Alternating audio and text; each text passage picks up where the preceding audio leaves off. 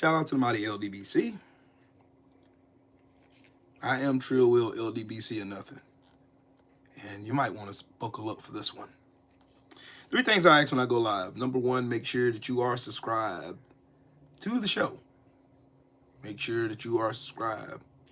Make sure you click the bell icon so you'll be notified whenever I create content on this channel. Number 2, make sure that you smash the like button so you push this video into the algorithm so more eyes can see it.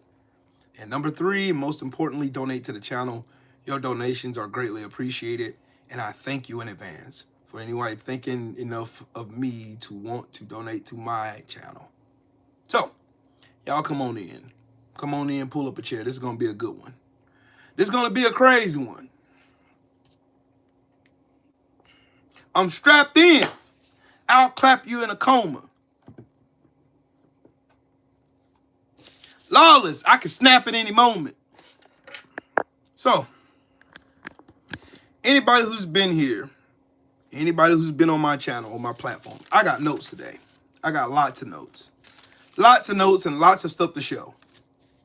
Anybody who's been here, you know, 1 or 2 things that racists always come in here and say on my channel. Oh, you blacks, y'all always want to be a victim. You always want to be a victim, man. You always want to be a victim. Sheldon, I got a lot of shit to talk about today. So I got to go ahead and get this out the way because I want to lay down. What's up, Brody? But I heard Sheldon cook, well, my brother Callie, he cooking up a storm. King Jones, what's happening with it, family? Give y'all a chance to come up in here. Give y'all a second to come on up in here. Okay. I'm going to go ahead and say it. I'm going to go ahead and get started because I got a lot to say.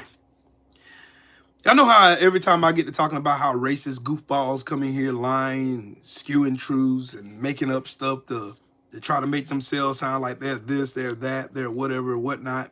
Cool. Cool, cool, cool, cool, cool. Cool, cool, cool, cool, cool, cool, cool, cool, cool. Cool. All Jones, what's happening with it, family? You know how they get on here and they all, oh, you blacks, y'all just want to be the victim. Just pull yourself up by your bootstraps. Pull yourself up by your bootstraps.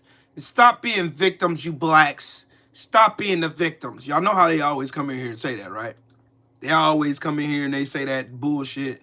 And they always try to get that stuff off. Oh, blacks want to be the victim. And if y'all ain't paid attention to the thumbnail that I posted on here, that's a black body hanging with thousands of them watching with cheer on their face. I darkened it as much as I can so I don't get hit with a strike or anything. But that's a real picture of a real person who looks like me, swinging from a tree. And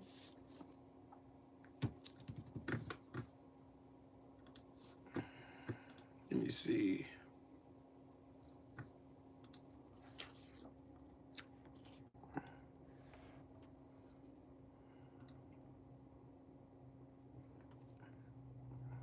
Okay. Before I go completely batshit crazy. Like, there's this goofball, Forgiato Blow, and JJ Lawhorn, that they literally done published a song talking about hanging black people.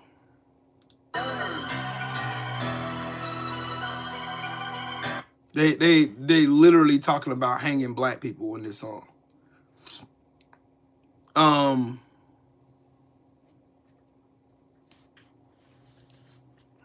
Chase Allen, what's happening with it, man? They literally making hate songs in the name of Donald Trump. And there's a reason why I'm going through all of this. I'm gonna go through this as fast as I can, but there's a reason I'm going through all of this, right? Y'all know I'm gonna try this again. These people literally get on this internet every time I start cooking and telling them how racist and stupid they are. And I tell them how much black people had to accomplish in order to get to where they are. They always say, oh, you're a victim. Oh, you blacks, you always want to be victims. You blacks, want to be victims. Okay, I'm going to kill that lie today. Because black people are victims. They've been victims for a long fucking time. And I'm not only going to just talk about it. I'm going to show you with facts, statistics, whole nine. We're going to start right after slavery. Right after the Emancipation Proclamation was signed, right after black people liberated themselves from slavery in America, when they migrated from the South all the way to the North to fight in the Union Army, up to the numbers of about 180,000 black people who freed themselves and emancipated themselves to go and fight against slavery. Oh, you hear the excuse, oh, 600,000 white people died to free slaves. No, they didn't. No, the fuck they didn't. No, they didn't. The actual number is 340,000 of Union soldiers actually died. Of that, 180,000 that died were black people, slaves, former slaves. So, no, it wasn't no 600,000. It was 240,000 of you fucks who died in the name of maintaining black bodies for free capital. Because you profited off of it.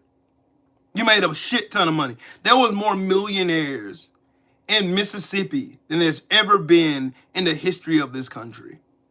Because you can. Salute to you. Jesse, what's up, man? Good morning. There were more millionaires in Mississippi during the time of Jim Crow and slavery than there's ever been at any period of time in American history. That's a fucking fact. So what happened, Will? What happened after slaves were so-called freed, as they said? And I use that in strong quotation marks because we've never been free. Gotcha. Here's what happened right after slavery. And first, we got to talk about the wealth disparity in black households. The median wealth, according to according to the NCRC, the racial wealth gap between black families and white families is the median black household is holding about 15 cents of wealth for every dollar held by the median white household, according to the Federal Reserve Survey of Consumer Finances.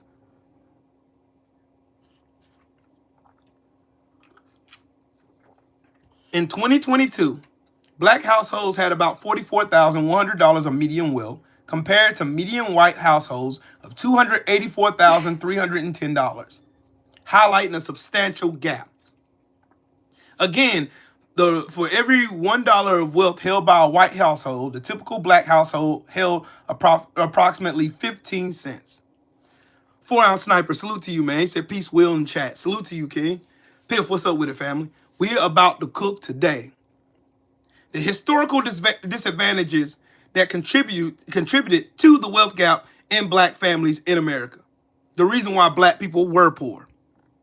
The historical disadvantages, the legacy of slavery and Jim Crow laws created unequal starting positions for black Americans, which continue to affect the wealth accumulation across generations. Structural discrimination, ongoing systemic discrimination in areas like housing, banking, and employment continues to impede black wealth building. Home ownership disparities. While home ownership can be a path to wealth, systemic barriers like racial bias and mortgage lending have limited home ownership rates among black families. Inherited wealth. Wealth tends to be inherited, meaning a significant part of a current wealth gap stems from unequal starting wealth of black and white children today. So first you got to understand the disparity. The understanding of the disparity is crucial to distinguish between wealth and income, as they are both different concepts. Wealth includes assets like savings, property, and investments minus debts, while income is money earned from a job or other sources, like other streams of income. Intergenerational impact. The wealth gap is passed down through generations, making it difficult to overcome solely through individual effort. You know, the lie they tell you, pull yourself up by your bootstraps, black people. You don't have to be poor. You don't have to be poor. You don't. See, and then I went to the Pew Research. I went to the Pew Research Center. And I seen what contributed. And then, okay, then I got to show y'all this. And y'all know me. I come with receipts. I come bearing receipts. This is black people. This is us. This is white people.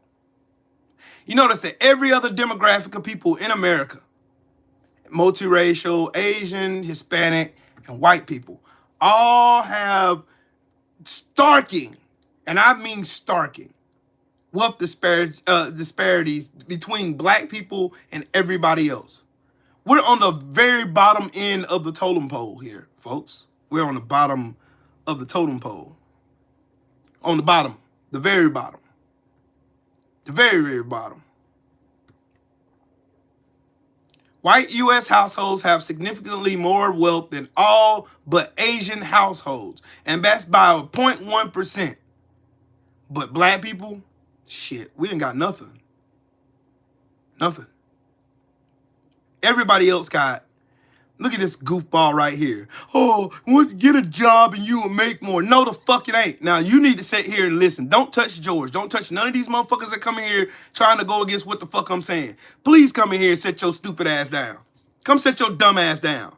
Because you need to learn real history. And I'm tired of you fucks coming in. Oh, y'all need to just get jobs. You need to get jobs, so you need to work hard. So that's a fucking lie. Not when you rig the game, you fucking retard. You rigged the game from the jump. Let's talk about what happened after slavery and the Civil War. They passed vagrancy laws. And what are vagrancy laws? And I'm going to give you the textbook definition of vagrancy laws. The Vagrancy Act of 1866, right after the ending of the Civil War. Vagrancy laws were basically laws that were put in place. It was derived from a 16th century English poor laws. Vagrancy statuses criminalized the status of being a vagrant or a pauper who wandered without visible means of support, basically homeless. So after the Civil War, black people got released with no kind of fucking land, no money, no fucking nothing, no nothing. Black people got fucking nothing. They just got, hey, you're free now. Bye. You got nothing. No jobs, no nothing. Nothing. You got nothing. You got nothing. Nothing. And let me tell you how it ties in today.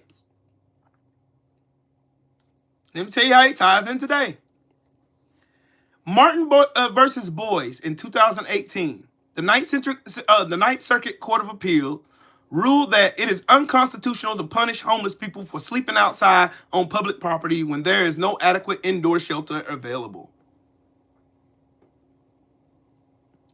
City of Grants Pass versus Johnson of 2024. The Supreme Court upheld an ordinance banning public camping, ruling that such laws do not constitute cruel and unusual punishment. The decision has opened the door for municipalities to enforce similar anti-camping restrictions, but the issue also remains an active legal debate. So, here we go again.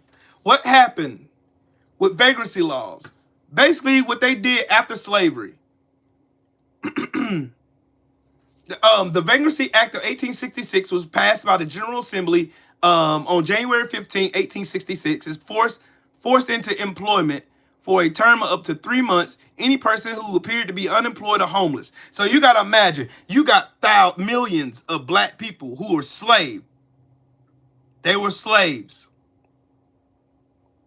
They were slaves. They were slaves. So they had no jobs, no income, no nothing. They were homeless. Yeah, you see all the racists in here already finna argue already. They finna come here arguing. They finna argue like a motherfucker. But I'm about to kick the shit out of I'm about to enjoy this slow, savory ass whooping I'm about to deliver to these fucking racists. So buckle up. I gotta build the ground first. So the Vagrancy Act of 1866 basically just punished people for being unemployed, which slaves had no jobs because they were slaves. They had no capital. They had no money because they got no reparations after they were bound for generations, for damn near 2 centuries. They got nothing for their work.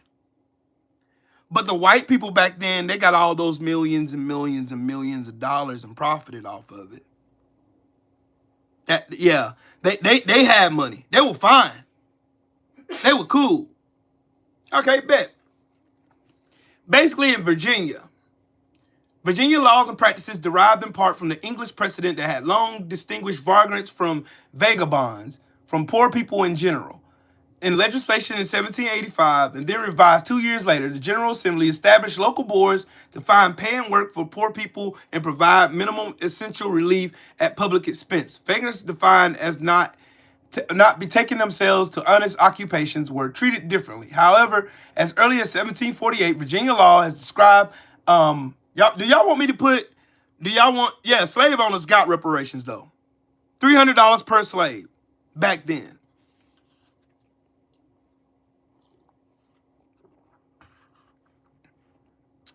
Yeah. Look at I want these fuckers to get in here. I want these, you're a victim. You got a victim mentality. Yeah, I'm going to show you why we got a victim mentality, because you dumb fucks kept victimizing us and still do this today. So, when they passed the vagrancy laws, the part I want to read is on January 9th, 1866, the House delegates passed the act providing for the punishment of vagrants, with the Senate of Virginia following suit 6 days later. The law passed in both houses by voice vote, leaving no record of which delegates and senators voted for it or against it. There was little to no newspaper commentary, reports of legislative speeches, and or explanation of their votes. There is no record of whether Pierpont supported or opposed the legislation. Either way, he did not have the veto power. The law's preamble states that there have lately been a great increase of idle and disorderly persons in some parts of this Commonwealth, and an implicit reference to the abolition of slavery, which had displaced much of the state's large population of African Americans. Nothing comparable had happened to any appreciable number of white Virginians. Of course. As a remedy, the law authorized justices of the peace and overseers of the poor to arrest vagrants and hire them out for any term not exceeding 3 months, and for the best wages that can be procured. And they didn't pay them anything when they did that. Then they had black codes. They had black codes.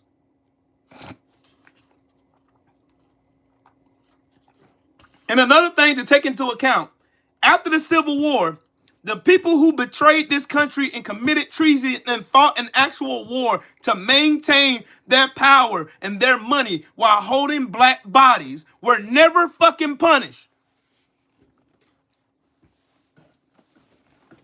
They were never fucking punished. Yeah, your racist white ass fucking ancestors were never punished for their treason against America. That's one of the greatest sins in American history right there. They were never fucking punished. They got reparations for owning slaves, though. And committing treason. Who else in the history of America had that happen to them? You commit treason against your country.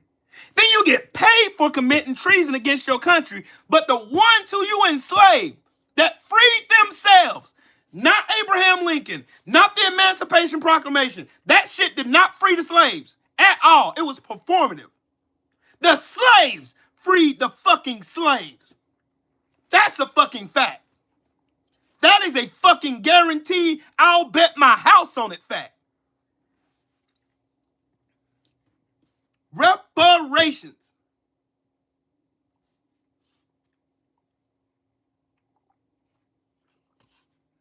Y'all can pay reparations to Jews. You can pay for the Holocaust that didn't even happen in this country. You can pay it to slave owners, Japanese people you interned in camps, to the Native Americans whose land you stole.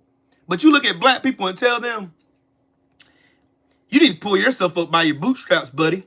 But don't worry, it's about to get deeper. It's about to get deeper. Then they had the passage of the Jim Crow laws in 1865 and 1866. Black codes enacted immediately after the Civil War were southern state laws designated to control the labor and behavior of newly freed African Americans and maintain white dominance. Jim Crow laws, a continuation and evolution of this system, were a more widespread set of state and local laws from 1870 to 1964.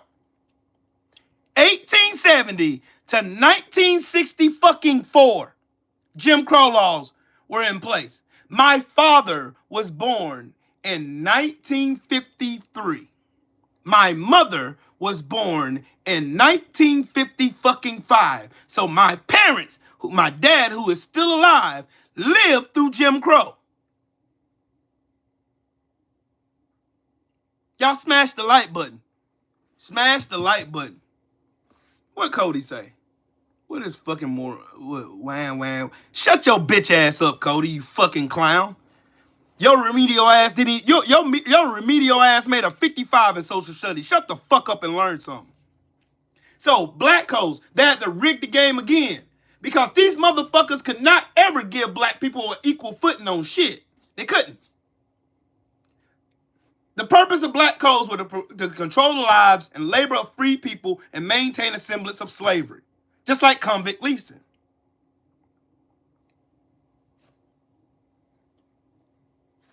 They were enacted in the South starting in 1865 before widespread enforcement of the federal laws like the 14th and 15th Amendments. The vacancy laws criminalized unemployment because henceforth you already had to be forced to free black people from bondage because your stinking white ass wanted to maintain free money, handouts, the same thing you fucking goofballs love to blame on black folks. Even though statistically, white people get more welfare than anybody. Y'all got more welfare through time than any race of any humans on this stolen ass soil. Period. Point blank. The end of story. There is no comparison. None. So the ones that you got farmers right now begging for handouts.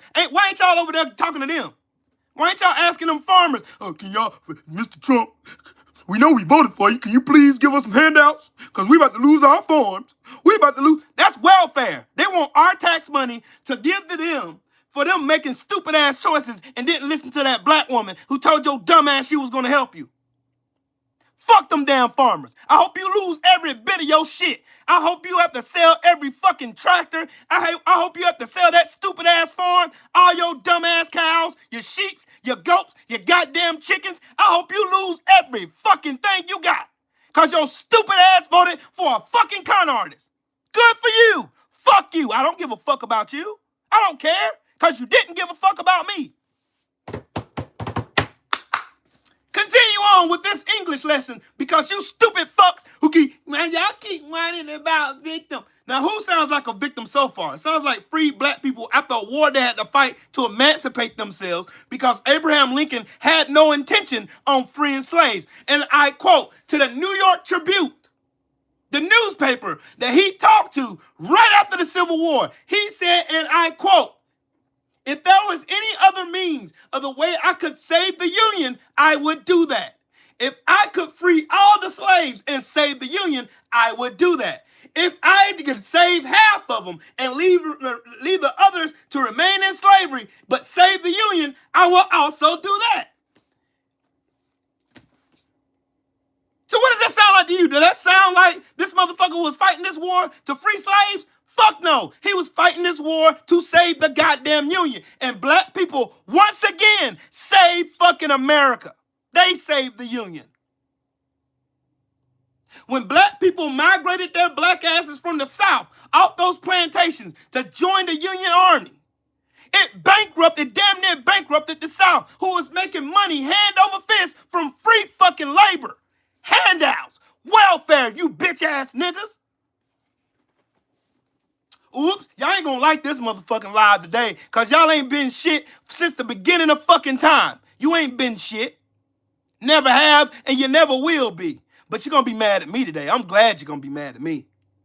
Because you stupid motherfuckers come in, black people are victims. We were victims. We are victims. We continue to be victims. Because you dumb fucks can't stand to give black people an equal shot at anything. And anytime we step out black asses in any fucking place, you give us an equal footing, like sports, for instance.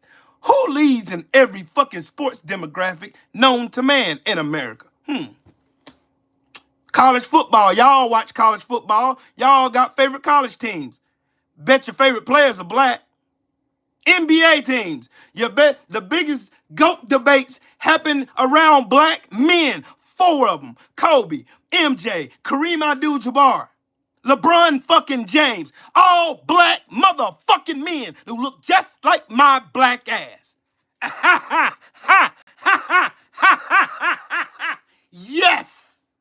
Y'all hate this shit. You hate cause I gotta show y'all a mirror and let y'all look at y'all own stupid ass selves. And I'm gonna continue. Jim Crow laws, the late 19th century to 1965, they were put in place to enforce racial segregation and discrimination, particularly in former Confederate states, like the entire fucking South.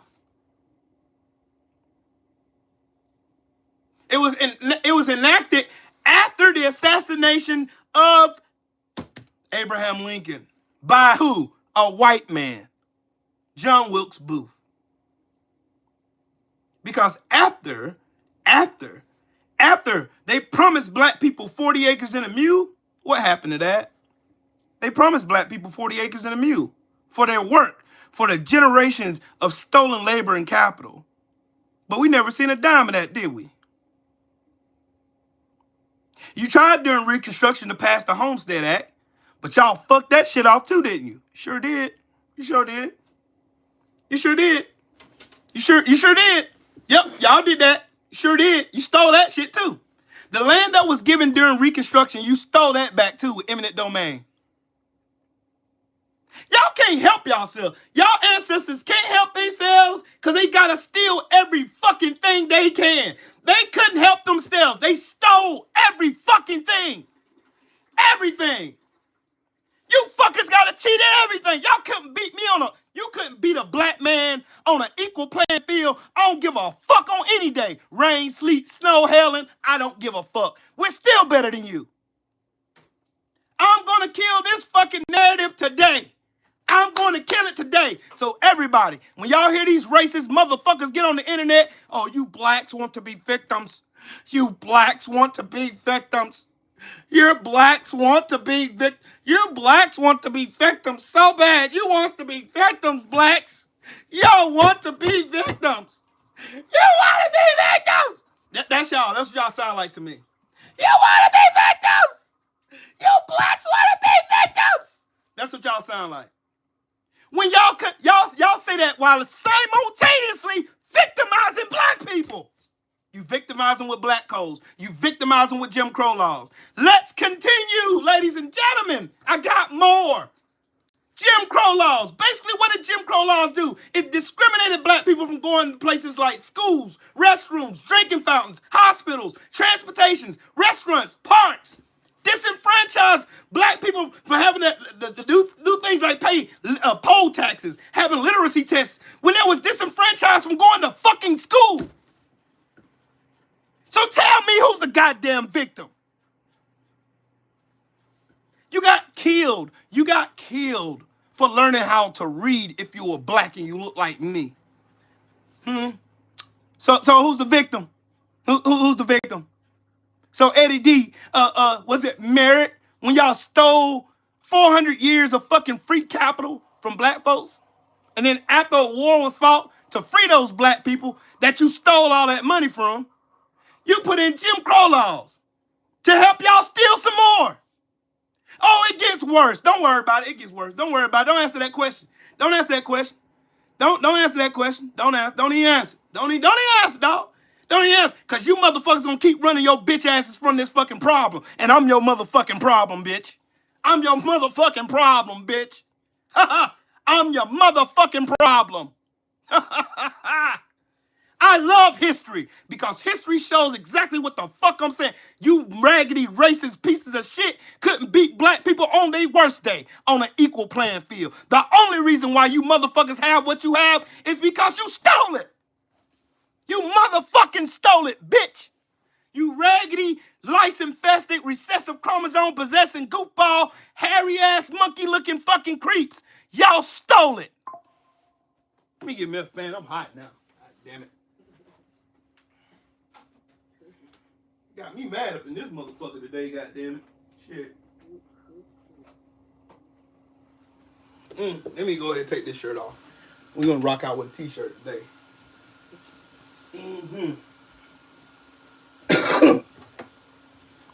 Okay. All right.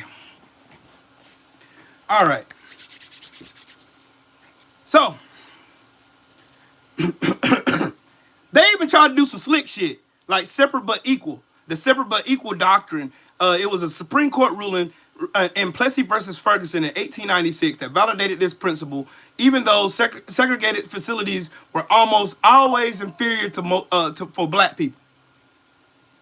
The impact led to systemic racial discrimination, including it reduced black political power and contributed to the great migration of African Americans to the North cities seeking better opportunities. The laws were fully overturned by the Civil Rights Act of 1964 and the Voters' Rights Act of 1965. So we had to have fucking laws put into the Constitution to stop you motherfucking savages from stealing shit.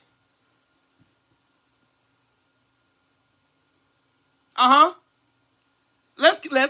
Let's continue. Let's go down to the states and see what type of laws of discrimination, Jim Crow laws. Let's give a couple examples. In Alabama, it shall be unlawful to conduct a restaurant or other place for the serving of food in the city at which white and colored people are served in the same room unless such white and colored persons are effectually separated by a solid partition extending from the floors upward to a distance of 7 feet or higher unless a separate entrance from the street is provided for each compartment. The law shall be put in place in 1934. My grandfather was alive.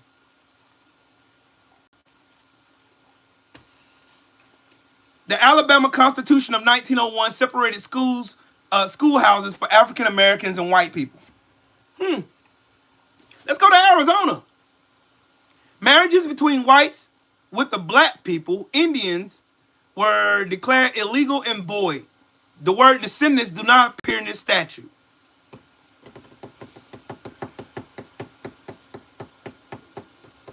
Segregating schools.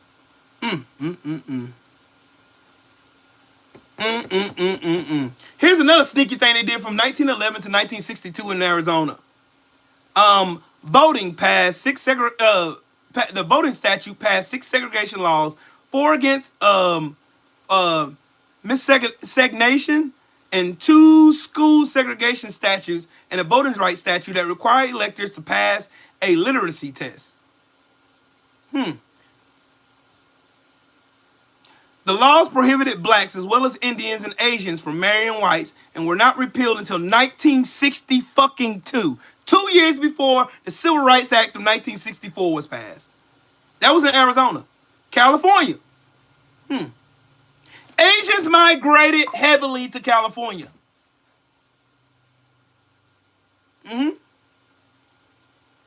That was concerned about Asian migration to Chinese immigrants, and they passed more legislation against Chinese immigrants than they did African Americans.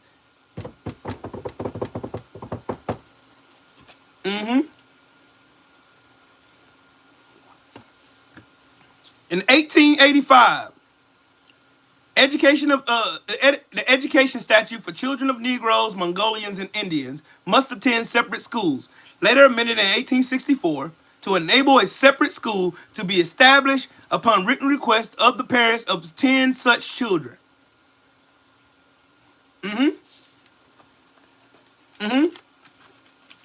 Voters' rights in 1879. And these are all shit that was passed during Jim fucking Crow. Matter of fact, I'm gonna go in my own state. And we was the first state to secede from the Union. So you know racism is here. You sure can. Crucifix, you super chat it.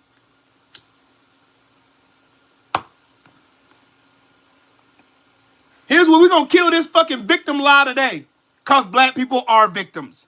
And y'all did a fantastic job of victimizing people and then trying to hide your motherfucking hand. Like an ain't shit fucking man beating on a woman and then lying about it. Oh, I just fell down and got this big ass bruise that looked like a fist on the side of my face. I just fell down. Yeah, I just fell down. You know, that's America. America is that drunk ass fucking deadbeat man beating on that fucking woman. And she having to lie about it. Yeah. So in South Carolina, no persons, firms, or corporations who or which furnish meals to passengers at a station, restaurants, or station eating houses in times limited by common carriers of said passengers shall furnish said meals to white and colored colored passengers in the same room or at the same table or at the same counter.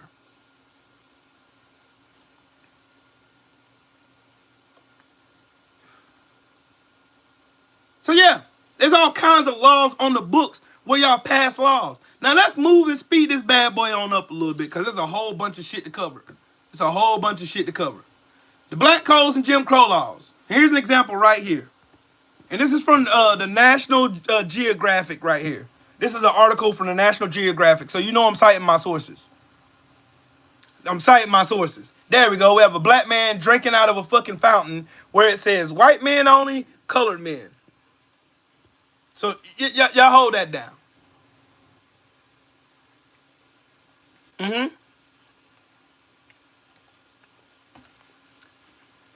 Ballistic, I'm gonna don't worry. Stay tuned. I'm about to cover it. I'm about to get on it right now. I'm about to get on it right now. I'm about to get on it right now. I'm about to get on it right now. Right now. During Reconstruction, many black men participated in politics by voting and by upholding office. Reconstruction officially ended in 1877, and the southern states then enacted more discriminatory laws. Efforts to enforce white supremacy by legislation increased, and African Americans tried to assert their rights through legal challenges. However, this effort led to a disappointing result in 1896 when the Supreme Court ruled in Plessy versus Ferguson that so-called separate but equal facilities, including public transport and schools, were constitutional. So they made it legal for you motherfuckers to discriminate against black people. That's the reason why HBCUs were born. That led to the boycott in Alabama by Rosa Parks. Yeah. One of the first reactions against Reconstruction was to deprive African American men of their voting rights. While the 14th and 15th Amendments prevented state legislators from directly making it illegal to vote, they devised a number of indirect measures to disenfranchise black men. The Grandfather Clause said that a man could only vote if his ancestor had been a voter before 1867, but the ancestors of most African American citizens had been enslaved and constitutionally ineligible to vote. That's another fucking there's another one. You victimize black folks again. You passed a law knowing black people were enslaved and they couldn't vote for themselves. Knowing they couldn't. Knowing they couldn't. Knowing they couldn't. Smooth this bus on along, because I can stay on black codes and shit all day.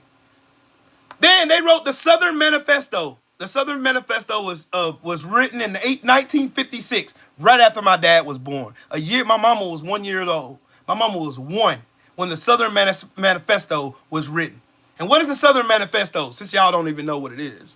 The Southern Manifesto was formerly the Declaration of Constitutional Principles, and it was a 1956 statement by 82 U.S. representatives, 19 U.S. senators, primarily from the Democratic Party, which were the Dixiecrats at the time, and the South, denouncing the 1954 Supreme Court decision in Board versus Brown of Education, which eliminated discrimination in fucking schools.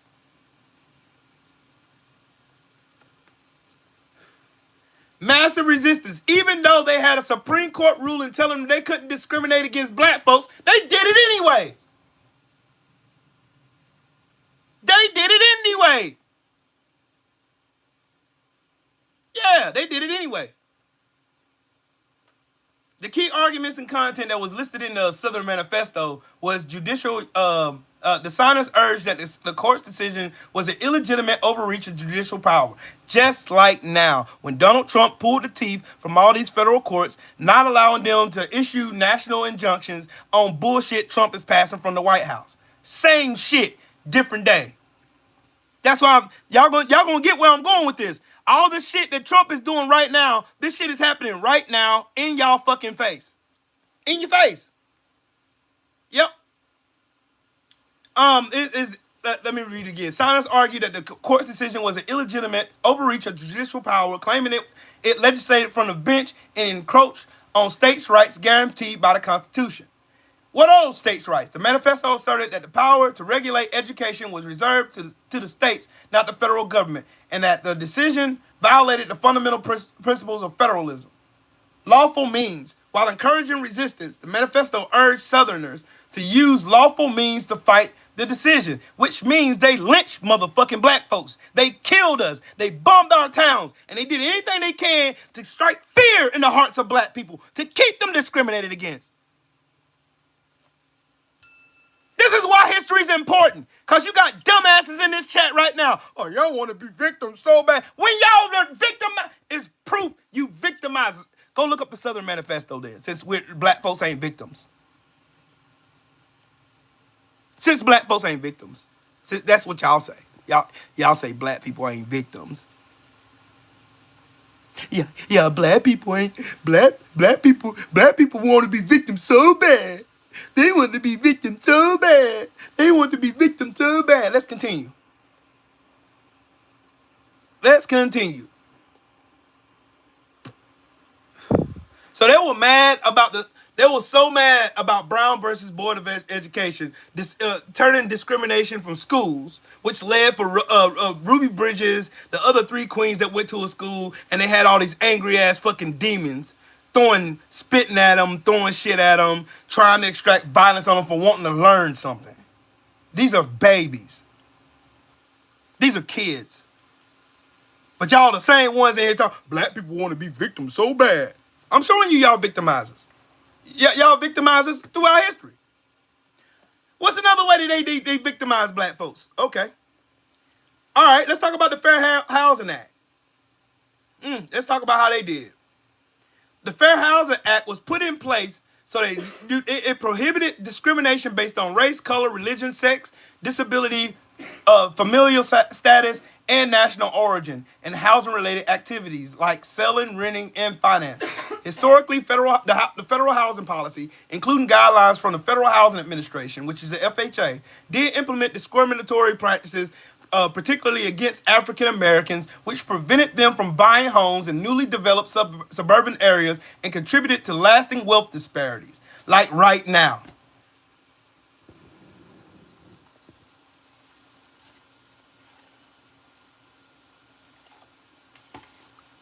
Discriminatory practices. In the 1930s, 40s, and 50s, the FHA, the Federal Housing Administration, which is separate from the Fair Housing Act, used a system that limited access to mortgages for non-white families, particularly in newly developed suburbs.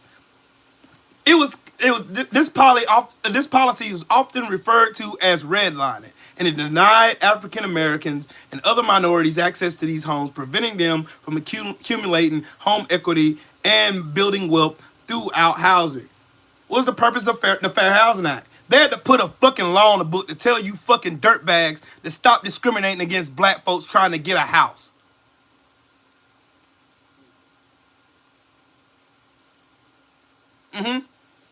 Yeah, sure did. The U.S. Department of Housing and Urban Development, which is HUD, is the primary agency responsible for enforcing the Fair Housing Act, which they gutted. The Trump administration did. James Dean, shut up and go fuck your sister. Fucking retard. Anyways, let's continue. So, let's talk about the impact of redlining, shall we? All right. Here's what these motherfuckers did. They did redlining. I just described what redlining is. Redlining is basically the process of keeping black people from getting houses in new suburban areas that they erected new houses in. So basically, black people couldn't buy houses. They couldn't. So in 1970, so pay attention. I'm pretty sure a bunch of y'all in here were born on or before 1970. I was born in 1978. Here's what these demonic bastards did. When they redlined the shit out of black folks, not allowing them to buy houses and shit. Did y'all know that between 1970 and 1987, black men held blue-collar jobs? You know, factory jobs and shit like that. I'm skipping a lot of this shit because I feel like I'll be here all day trying to tell y'all the truth about y'all victimizing black folks like you still are right now. Did y'all know that 70% of black men, they held down blue-collar jobs? In 1970, these devils moved all those manufacturing jobs over to those suburban areas where black people couldn't buy houses and didn't have access to them. And back then in 1970, only 23% of black men were able to get a car so they could travel and ride and actually take advantage of these jobs. So from 1970 to 1987, it went from 70% of black men holding down blue-collar jobs down to 28%. Poverty. More poverty. Oh no, it gets better. It gets better. Then what happened between 1981 and 1991? You talking about when Nixon came in with his bullshit war on drugs.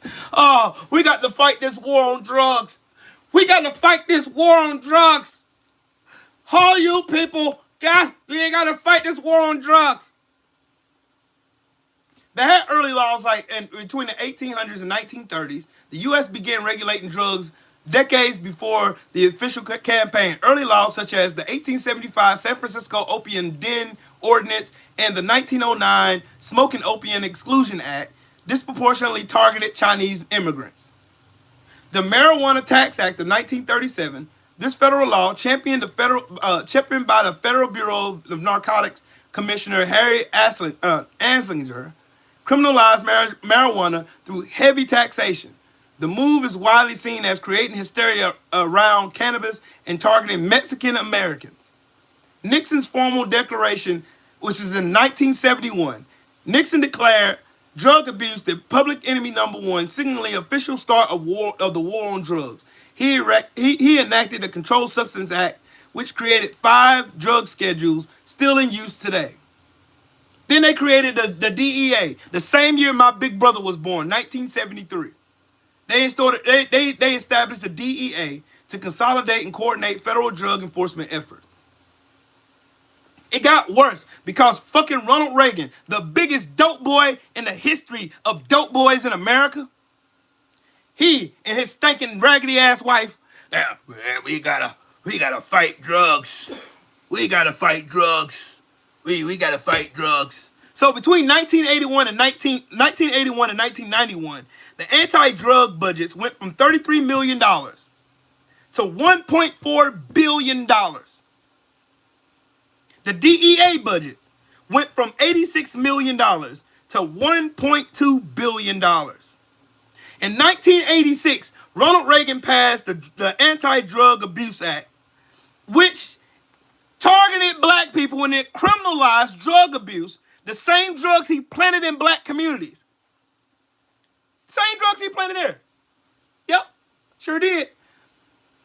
President Ronald Reagan vastly expanded the war on drugs driven by the crack cocaine epidemic, even though crack cocaine and powder cocaine are the same goddamn drug.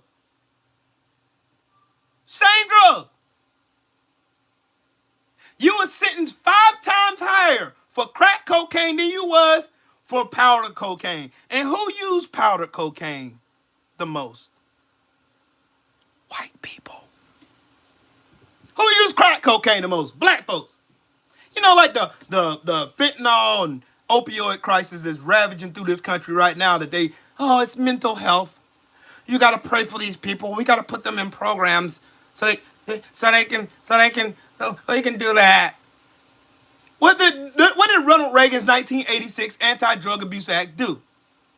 It created a 100-to-1 sentence disparity that it shows a stark contrast in sentencing. It treated 5 grams of crack cocaine the same as 500 grams of powder cocaine. The policy was widely criticized for targeting black communities who are more likely to use crack cocaine, while white Americans more frequently use powder cocaine. Okay, let's talk about your boy Billy Clinton. Bill Clinton in 1994 passed the crime bill. The legislature added funding for prisons and expanded the 3 strikes laws, further contributing to mass incarceration. Let's talk about the prison population, shall we? In 1980, the prison population was 41,000 people for drug offenses. Today, there are over 500,000 people locked away in jail. And guess what? Most of those are black. But guess what they're in jail for? They're not in jail for distributing drugs. 80% of those over 500,000 people incarcerated right now, there are some of them serving life sentences for possessing drugs. Ain't that shit wild? 80% are in jail right now or in prison right now for possession of drugs, not distributing. Nope, not distributing. Nope, sure ain't. Nope. Nope. Nope.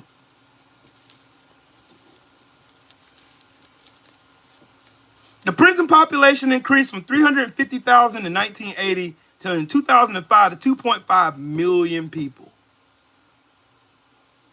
Did y'all know that the United States imprisoned more black people than apartheid Africa ever did?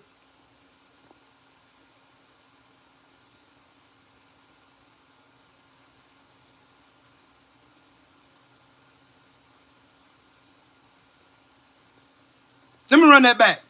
Did y'all know that the United States imprisons more black people than apartheid fucking Africa? Oh, these racists get mad as fuck, boy. Y'all mad. Mad as a bitch. Good. Hold on to that anger. It's about to get bad. It's about to get real bad. Did y'all know that No Not Raised in 1985, they only performed 35 of them? And by 1996, they were performing over 700? Did you know that they raised federal grants in order for them to target more black people with drug arrests?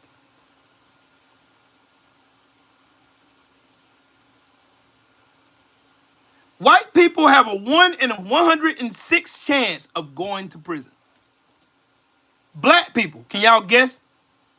Can y'all guess the percentage of how many what's the chances of a black man going to jail?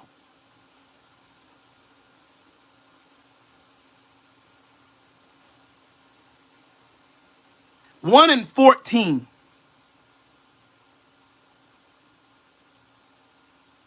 1 in 9 over the age of 35 would go to prison.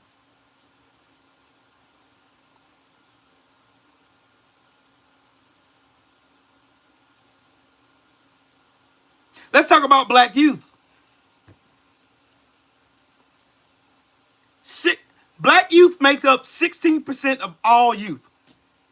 Of that 16, 28% of juvenile arrests are black teens. 35% of that number is sent to adult courts. They're sent to adult courts as teenagers. Of that 35%, 58% of those black teenage boys are sent to adult fucking prisons.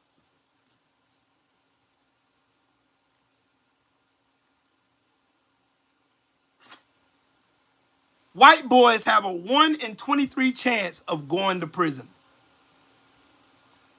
Black boys have a 1 in 4.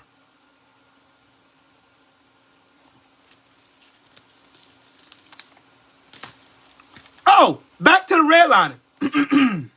Again, they used the redlining where they kept black people systemically out of those communities, not able to buy houses.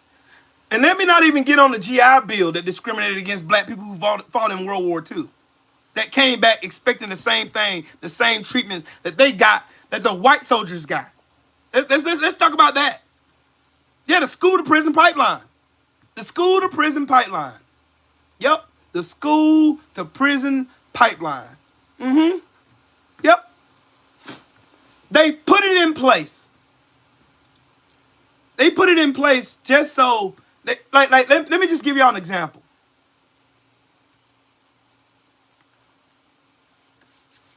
Let me just give y'all an example.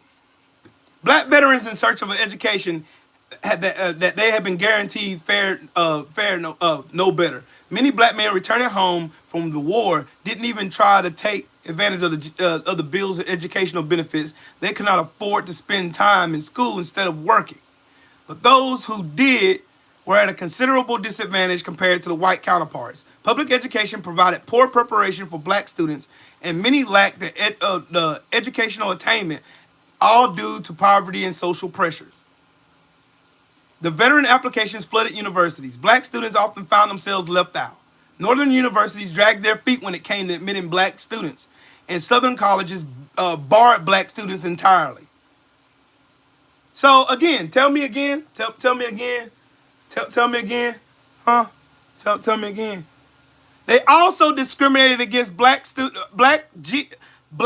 military veterans who fought in the war could not get federally backed VA loans as well. I got notes. I got up at 4 o'clock this morning and wrote all this shit down. Huh? Huh? Yeah. Yeah. Now that I done went through all of this shit, are black people victims, or they want to be victims? Let's not even talk about how FDR passed a brand new deal that gave white people food stamps and welfare. Shout out to Mahari in the super chat. He says, "Stay mad. We thrive off your anger and hate." You sure the fuck do. So tell me again, racist white people in the chat. So when he passed a brand new deal, did FDR try to include black people in that? The answer to that is no. You know how black people were able to even get a small little crumb from the brand new deal? Because of what's called the Black Cabinet. Just like the Black Congressional Caucus right now, Congressional Black Caucus. Yeah, they were in place to make sure that black people got equal treating under the fucking color of law. And that's the only way black people were able to access welfare programs. Welfare was put in place for white people.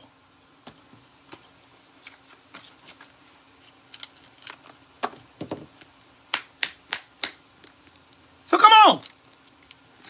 Now, here's how this ties into what I want to talk about today. I went through all that historical context and data where y'all can go and Google all the shit that I just read to everyone on National Geographic. You can go everywhere and you can look for all this shit that I just literally just showed you. Like y'all, how can a group of people look at people who were enslaved for over 250 years, free because they fought for their own emancipation? Got lied to about 40 acres and a mule, never received a fucking dime. Just literally got out here and really literally got it out the mud. You disenfranchise them at every corner, every shape, from education to housing, to owning cars, to owning property, to owning land, to everything. Even when we sharecrop from you raggedy dirtbag motherfuckers, you still stole money from them. So how the fuck can you literally get on here and say, y'all black people, y'all not victims? How in the blue fuck can you dumb fucks come up and say this bitch ass out? Shut your dumb ass up, Gray Spade. Y'all sold each other out. No, we didn't. Y'all went over to Africa and stole the motherfuckers. Learn your goddamn history when you come over here talking to me, nigga. Learn your shit. Don't come over here espousing that bullshit rewritten white history. You need to get you a real book with real history in it. Because no, black people didn't sell black people out, you fucking communists. So now, let's talk about how this goes into today. All right. Charlie Kirk got murdered in white-ass Utah by a fucking white man in a white-ass state at a white-ass college in a red-ass state that are MAGA fucking MAGA till they blue in the face. How in the blue fuck is it black folks' fault? You want to be starting something? Mm-hmm. I want y'all to answer that one. So this is how we're going to tie all this in. Now tell me how 6 HBCUs can get bomb threats from a white man killing another white man in a white-ass state at a white-ass college in a red-ass town that's MAGA, with MAGA-ass grandparents, MAGA-ass parents, MAGA-ass background. You got proof that the motherfucker done donated to Trump's campaign and shit. Fuck all your conspiracy theories about what happened. I don't give a fuck about that. A white man killed a white man at the end of the day. I don't give a fuck about none of that shit. So tell me again how a white man killed a white man in a white state that was red. Somehow it was a liberal Democrat in a full red ass fucking state. Grandmother comes out and says, we don't even know any fucking Democrats or liberals. So how in the blue fuck is black people the reason why are white people walking out in the street saying white man fight back? You need to fight your motherfucking self, bitch. Fight your motherfucking self. Huh? Huh? You need to fight yourself. Go fight yourself.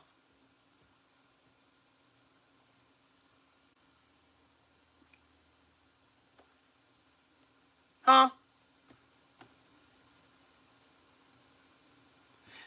Callie, I'm gonna read what you said. Callie said the first thing is there was no concept of race, and Africans sold people that were from different tribes, not knowing that the white people practiced in chattel slavery. That is true. How in the fuck can people way across the fucking ocean in Africa, on the continent of Africa, where there's over 53 different tribes in different countries on this big ass fucking continent? How in the fuck could they know that over in America, way the fuck over there, that they were participating in chattel slavery? You fucking morons. Oh, black people sold black people into slavery. Oh, they sold black people into slavery. They sold black people into slavery. How in the fuck did they know y'all was participating in chattel slavery? The only place in the world at the time that was actually doing chattel slavery. And what is chattel slavery? That means you own everything about that slave. You own their name, you own their culture, you own their religion, you own their babies, you own their grandbabies, their great-grandbabies, their great-great-great-grandbabies. You own every piece of that person. He was a piece of property. They were looked at as property. That was it. If that wasn't the case, then why in the fuck is there a 3/5 compromise in the fucking Constitution? Explain that one. Black people want to be victims. We are victims. We've been victimized for the absolute fucking longest. I showed you how y'all discriminated against us after the fucking Civil War. Black codes, vagrancy laws, fucking Jim Crow laws, all the way up to 1964. And then the war on drugs happened with Nixon and fucking Ronald Reagan. And you stupid goofballs are still sitting here thinking black people are not trying. Oh, black people, y'all are not victims. Y'all aren't victims. Y'all still ain't victims. Even though we stole you from your land. We disenfranchised you from every fucking way of making money. Hey, Christina, how you doing? Hey, Diane.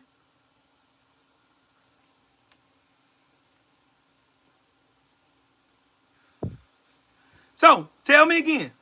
Tell me again. Yep, they created the concept of race in 1692. Because, you know, they were doing those Christian crusades and over there and doing the witch trials and killing white women and shit, you know.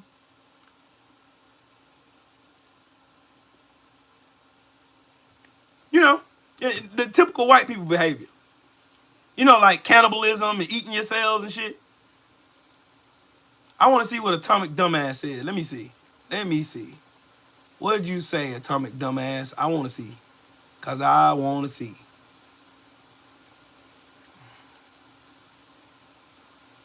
Look at it. Roxanne, they ain't here crying like a motherfucker. I told you they ain't gonna like me today. They ain't here crying like a bitch. Oh, y'all think you're a bad cat. You more worried about my vocabulary instead of the fucking message, you dumbass. Black people are... Okay, let me clean it up for Atomic Bitch in here. Because he's crying and whining about words. Oh, you didn't have nothing to say when Trump said fuck on live TV, did you? And he's the fucking president. How are you holding me to a bigger fucking standard than the United States fucking president? How the fuck does that work? Huh? How that work? Huh?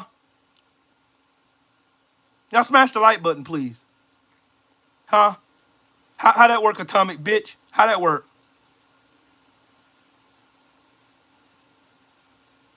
Huh? How that work? How you holding me to a bigger standard than you hold the sitting United States president, the fucking fascist in charge right now? How do you do that?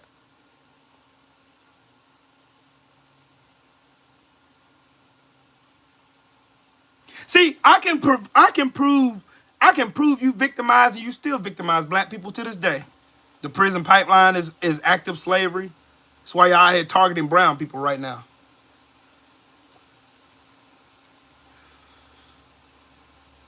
I know you fucking monkeys got opposable thumbs and you don't know how to use a phone and shit. So I'll break this down slow in crayon so you can understand shit.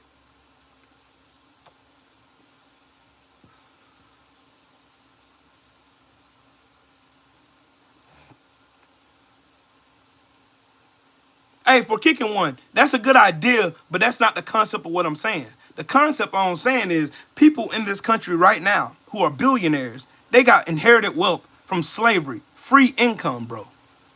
Free income. They got free income for generations. Then after they got free income, they shut the door on black folks. You can't get no houses, you can't get education, you can't get health care, you can't get shit. You can't get nothing. Absolutely not. Well, we're not responsible for what our ancestors did. Why y'all want money from us? I never had a slave. You benefit from the systems that it was created from it.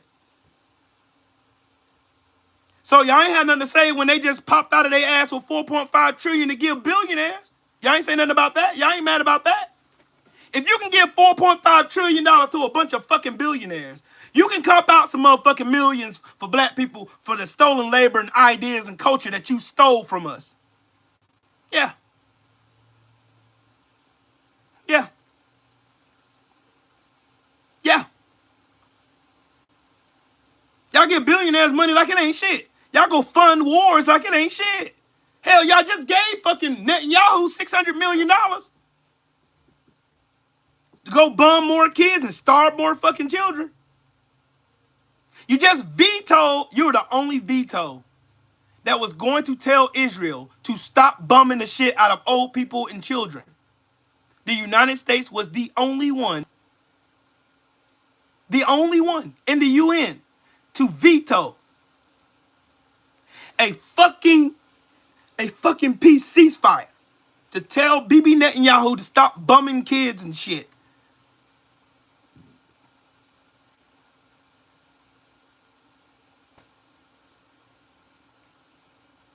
So Israel, so y'all mean to tell me y'all are okay with Israel having free healthcare, free schools, free everything? They can literally sit on their ass and do nothing. We pay for it. Billions every year. And y'all are okay. Y'all are okay. Y'all are okay. Y'all cool with it. Y'all ain't here arguing about that shit. I'm giving you factual shit you can go look up your motherfucking self. Y'all ain't even mad about it. Don't even give a fuck. Here's another thing that's pissing me off. I want to keep my Babette, sweetheart. I want to keep my motherfucking tax money my goddamn self. I want to keep my, if there comes like a collective effort for us to all file exempt and not pay a single fucking dime in federal taxes, I'm with all that shit. That's all that spray paint that Donald Trump put in to make it look like Mar-a-Fago. Yeah. We ain't gonna talk about the fact that the Republican Party is the party of fucking pedophilia and pedophiles and child fuckers. We ain't gonna talk about that yet. We gonna get to it though. They ain't gonna talk about the fact that since they want to talk and make themselves all grandiose, okay, cool. Let's go. Let's go. Let me go here and get rid of all this shit here. Let's get rid of all this stuff here because I already covered it. Covered that.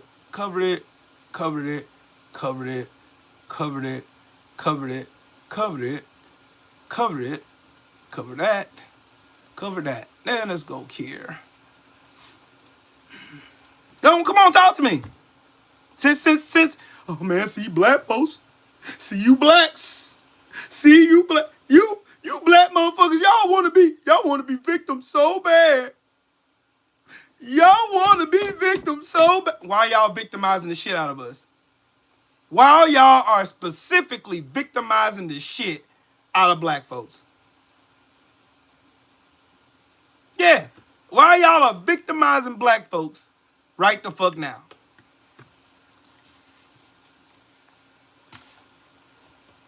Oh, you black people, y'all got affirmative action and DEI shit. Okay, let's talk about that. All right. Y'all don't even understand how affirmative action and fucking DEI fucking policies work. Number one, the demographic that benefited the most from affirmative action, more than black, Latino, or Asians combined, are white women.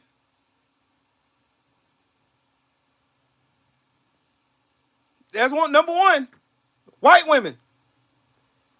Affirmative action was never about accepting unqualified people. It was always about ensuring that underrepresented qualified people also had a fair shot at acceptance. Universities systemically discriminated against non-white applicants. Affirmative action required them to also consider non-white applicants. So here goes some numbers. While conservatives protested the 8% black students at the 8% of black students at Harvard. And let me give you a little history about Harvard. Harvard was built on slaves. Legacy admissions, meaning they granddaddies and great granddaddies and daddies and mamas and everybody went to that school. So yeah, my son, even though he's not qualified to be at said school, he gets to get in too. Called a legacy admission.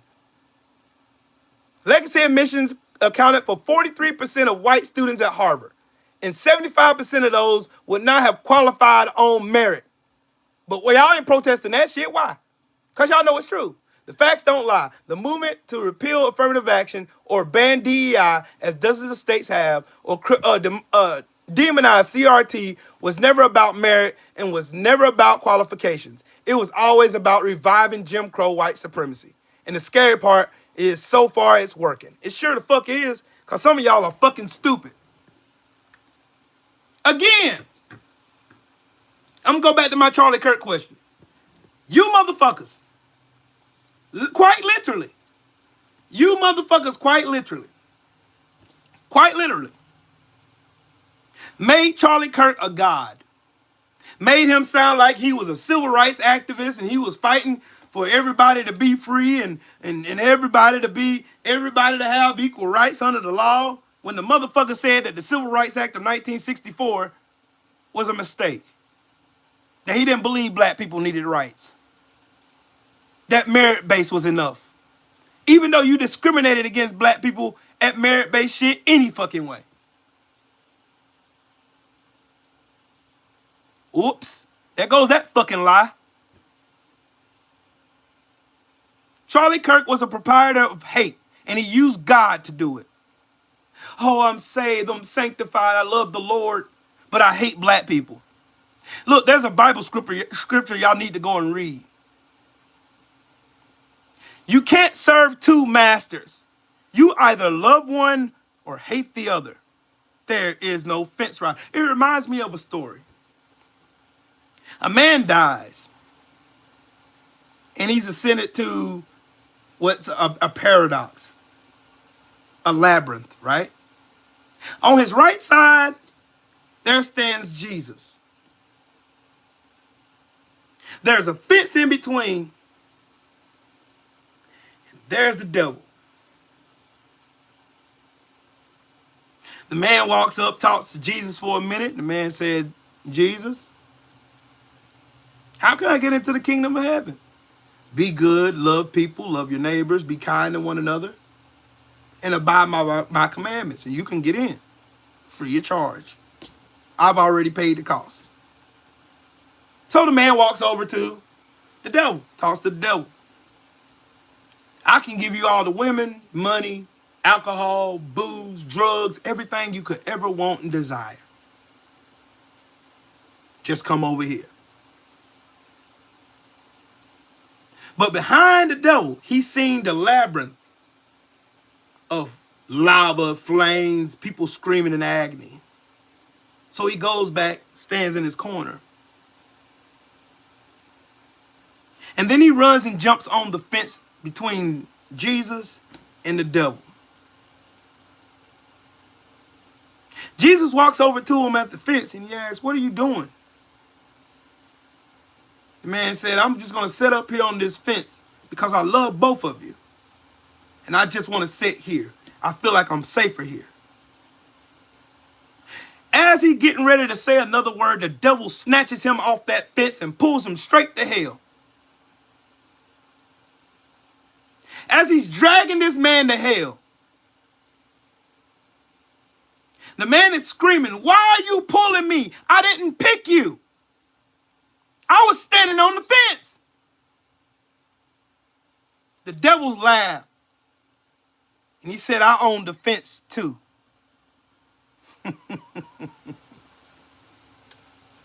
Now put that in your pipe and smoke it. You can't serve two masters. Charlie Kirk was no fucking saint. I think I proved that numerous of times. I think I've proven that. Charlie Kirk wasn't no fucking saint. They trying to vote to roll his body into the rotunda. Like he did great things. This man did not do great things. He espoused white supremacy and fucking bullshit, transphobia, Islamophobia, Jim Crow, all the whole nine. This man is no saint. His wife ain't no fucking better.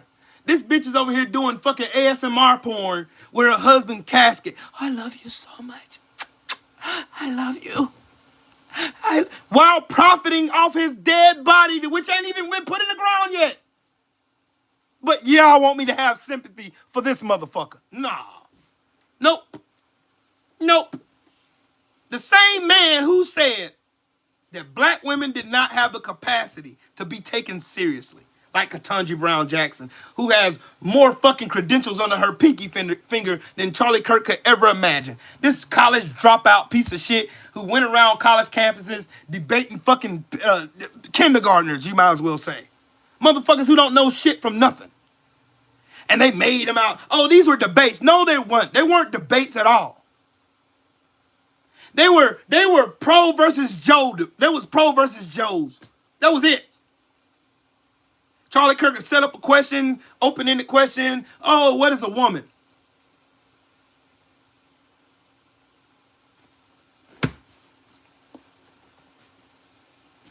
Again, you cannot serve two masters. You can say you love God all day long.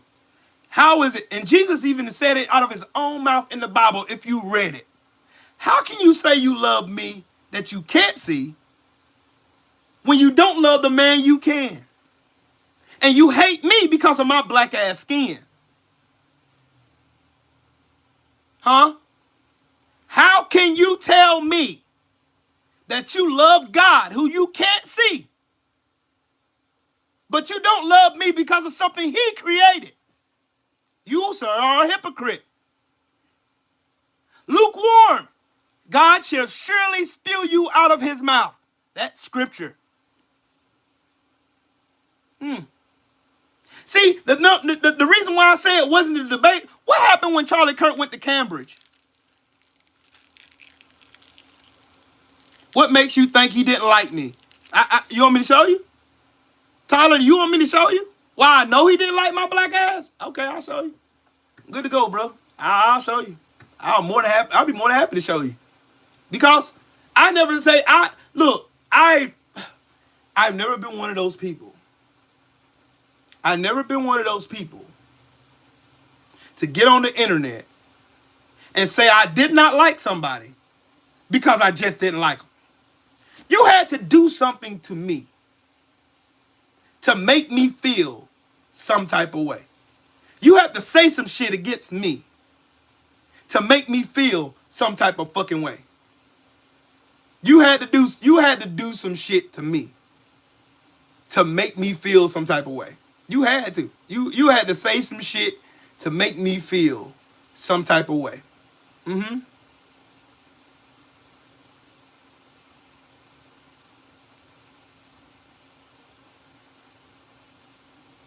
Okay, I'll show you why. Don't even worry about it, Playboy. And don't worry, I got video. Let me go find my videos real quick. Let me go find my videos. Ya-ta-ta, ya-ta-ta. Yo-roddy-leo. Low-roddy-leo. Low-roddy-leo. Oh-roddy-leo. Head left, right, left, right, left, right, left. We're going to offer some context and some nuance about the death of George Floyd that no one dares to say out loud, which is that this guy was a scumbag. Now, does that mean he deserves to die? That's two totally different things. Of course not. But we're going to offer some context and some nuance about the death of George Floyd that no one dares to say out loud, which is that this guy was a scumbag. Yep. Called George Floyd a scumbag. Don't even know that man. Don't worry. I got some context for y'all. Man, when I tell y'all I came prepared today, I'm fucking prepared. I love being prepared. Because you motherfuckers have been making up lies for the longest. Y'all been making up lies for a long time. Y'all been making up a motherfucking lie for a long motherfucking time. Sure have. Y'all have been making up lies a long time. Oh, George Floyd was terrible. Oh, George Floyd was terrible, bro. He was fucking terrible. He was so terrible. But I'm gonna let my favorite author, the author of Black as Fuck History, the unwhitewashed version of the story of America, Michael Harriot. I want him to tell y'all who the real George Floyd was. Michael Harriot, my brother. I love your books. If I can get this man on my show, oh, bruh. Ugh. All right. Now tell the truth about who George Floyd really was, sir. All this clip of Thomas Chatterton Williams' interview on the Daily Show. What I'm trying to get at in this book is like the America that I want to achieve is like, what was George Floyd's primary identity? Certainly he was black, but his black experience is not the universal black experience. First and foremost, his identity was that this was a poor man. This was a man out of work. This was a man who was broken by police and was able to be violated in the way he was because he had no socioeconomic protection. And I think that like to talk about it only as a matter of identity actually limits our ability to engage non-black people in the struggle, which is that no American should be okay with law enforcement being able to break somebody, especially a poor person without any resources, the way that they broke George Floyd, whatever color you are. You know, people who believe they don't see color would like to talk about police brutality without talking about race, but in this specific case, you can't understand what happened to George Floyd without talking about race or this country's history with race. If you know about race in America, or even if you know a little bit about history, or if you knew what the fuck you were talking about when you brought up George Floyd's name, you might think it's important that George Floyd's great-great-grandfather had 500 acres by the time he was 20. But because he couldn't represent himself in court because of North Carolina laws, because of a racist massacre, his land was stolen from him. And if it wasn't stolen from him because of a racial massacre and racist laws, then his children of a man who owned 500 acres and his grandchildren wouldn't have to work as sharecroppers. But then again, if you knew something about history, you'd know that when George Floyd's parents moved into housing projects in Houston, Texas, a few feet away from Emancipation Park, housing projects all over this country was created because the federal government's program of redlining restricted black borrowers from borrowing money to own houses. But then again, if George Floyd would have gone to college and focused on education, he probably wouldn't have had all these socioeconomic problems. Except George Floyd did go to college on a scholarship. In fact, he had a scholarship. He went to school with Stack But 5. in 1997, when he was 22 years old, he was arrested for having less than $100 of an illegal substance. Weed. George Floyd was sentenced to 6 months in jail as a first-time offender. Literally in the entire United States, 17 white first-time offenders received jail time. But of course, talking about race gives people the heebie-jeebies. So they don't want to know, even if he had graduated from college and didn't have this substance abuse disorder, he still might be alive if Derek Chauvin was fired from the police force when he knelt on LaShawn Bratt's head in 2000. God damn it, talk! Or he might have been kicked off the force when he choked Julian Hernandez in 2015, or Jimmy Bostic in 2015, or Sir Riley Pete in 2019, or when he kneeled on Zoya Kolb in 2020. Right. But black people in Minneapolis are 6 times more likely to be rendered unconscious by police than white suspects. In Minneapolis, cops use force on black suspects 7 times more often than they use it on white suspects. Man, you better cook. This has nothing to do with race. The most important thing to remember is George Floyd is not dead because he was poor. He's not dead because he used drugs. On the day that he was killed, white people used drugs at higher rates than black people. Facts. George Floyd is dead because a cop with a history of choking out black people choked out a black man. And there is no other explanation for it. no reasonable, logical explanation for it. He was alive when he was poor. He was alive when he lived in the projects. He was alive when he got kicked out of a college. He was alive when Derek Chauvin was choking black people to death. But the reason he is dead, because a cop just happened to choke out a man who was poor because of racism, whose parents were poor because of their race, whose great-grandparents were poor because of their race, whose great-great-great-grandparent was rich and then was made poor because of his race. And there's no other explanation. The people who would say otherwise aren't colorblind. They're just blind. It's not that Thomas Chatterton Williams doesn't want to see color, because he sees whiteness in everything he does and everything he says. It's not that they don't see color. It's that they don't want to see the truth. I told y'all I came here to kick y'all motherfucking ass today. And I mean business. So, this lie about, oh, George Floyd, he was just a career criminal. No, that man was a college. He went to college on a scholarship. He went to school with Stack 5. That's how they became best friends. They called themselves twins because they looked just alike. Even though they weren't related. They were twins. You remember after George Floyd died, Stack 5 made like numerous videos. Something like, what's up, twin? You remember he went on kicking people's asses all on the fucking internet when they was talking shit about George Floyd? See, the narrative got switched. To George Floyd was this habitual fucking drug user. He was a loser. He did this. He was evil. He had a gun to a pregnant woman. Blah, blah, blah, blah, blah. They made all these fucking lies up about George Floyd. All of these fucking lies about that man. That man's great-great-grandfather owned 500 acres of land, and it was stolen by eminent domain. See, I'm here to remove all this bullshit when you motherfuckers get on. Black people want to be victims. Y'all victimized us. You keep doing it. When are you fucks gonna stop? When are y'all gonna look in the mirror and make this shit right with black folks? When? When are y'all gonna make this shit right with black folks? When? Huh? When? So instead of the narrative being a career fucking choke artist who had a history of habitually choking black and people of color fucking defendants, had a history of it. He showed you 5 different instances other than George Floyd where he choked people out. Instead of the narrative being that shit, you get the narrative, oh, he was on fentanyl. And guess who said that George Floyd was on fentanyl the day he died? Your fucking Lord and Savior, Charlie fucking Kirk. Big gums, little teeth. Him. That Beavis and Butthead caricature went around the country saying that shit. Him and that coon bitch Candace Owens. Charlie Kirk, the one y'all want to make a god, went around this country saying that man was a habitual drug user and a loser. That's what y'all said. That's what you said. I hold you to account of what the words that came out your motherfucking mouth. But you stupid fucks get on this internet.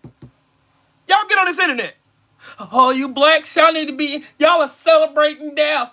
When have black people ever had the history of celebrating death? Huh?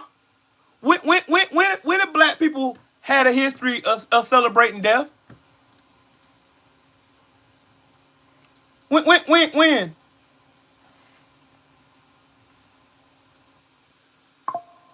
Huh? When did black people have a history? When did black people have a history of celebrating death? When did black people gather around in the thousands to watch a body hang? Huh? Huh? Huh? Hey, Shock Bear. Hey, I just gotta give y'all a damn content warning. This is about to blow your. This is important.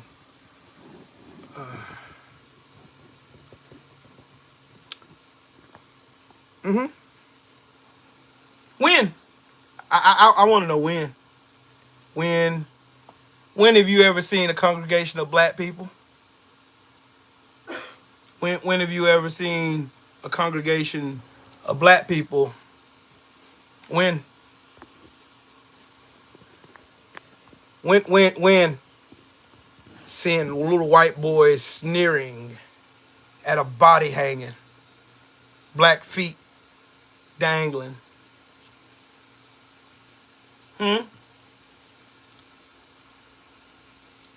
When another black body hangs from a tree. When has black people ever celebrated death? When? When?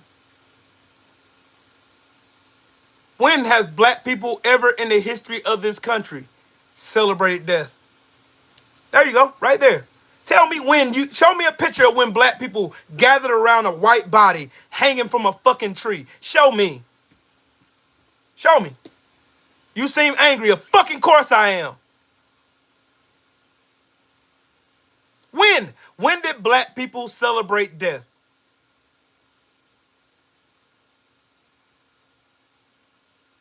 When? When? When? I want to know. I ain't talking about black death. I'm talking about white death. Why y'all trying to change the subject? We got our own problems. We can take care of our own shit. I ain't talking about us. I'm talking about you. You racist motherfuckers. I'm talking about y'all. The same ones who gathered around bodies with imposed for pictures like this. Yeah. Before you lynch that man.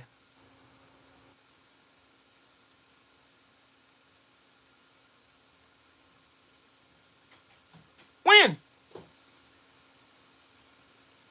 Show me one picture. Show me one.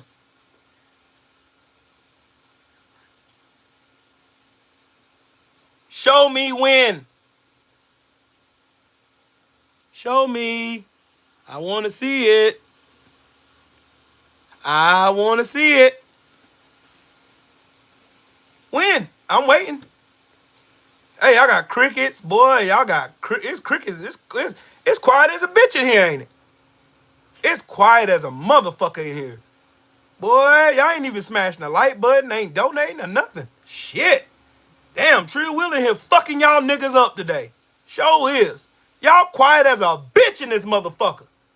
Because you can't show me a fucking period of time when black people fucking mass celebrated death of anybody. When? When?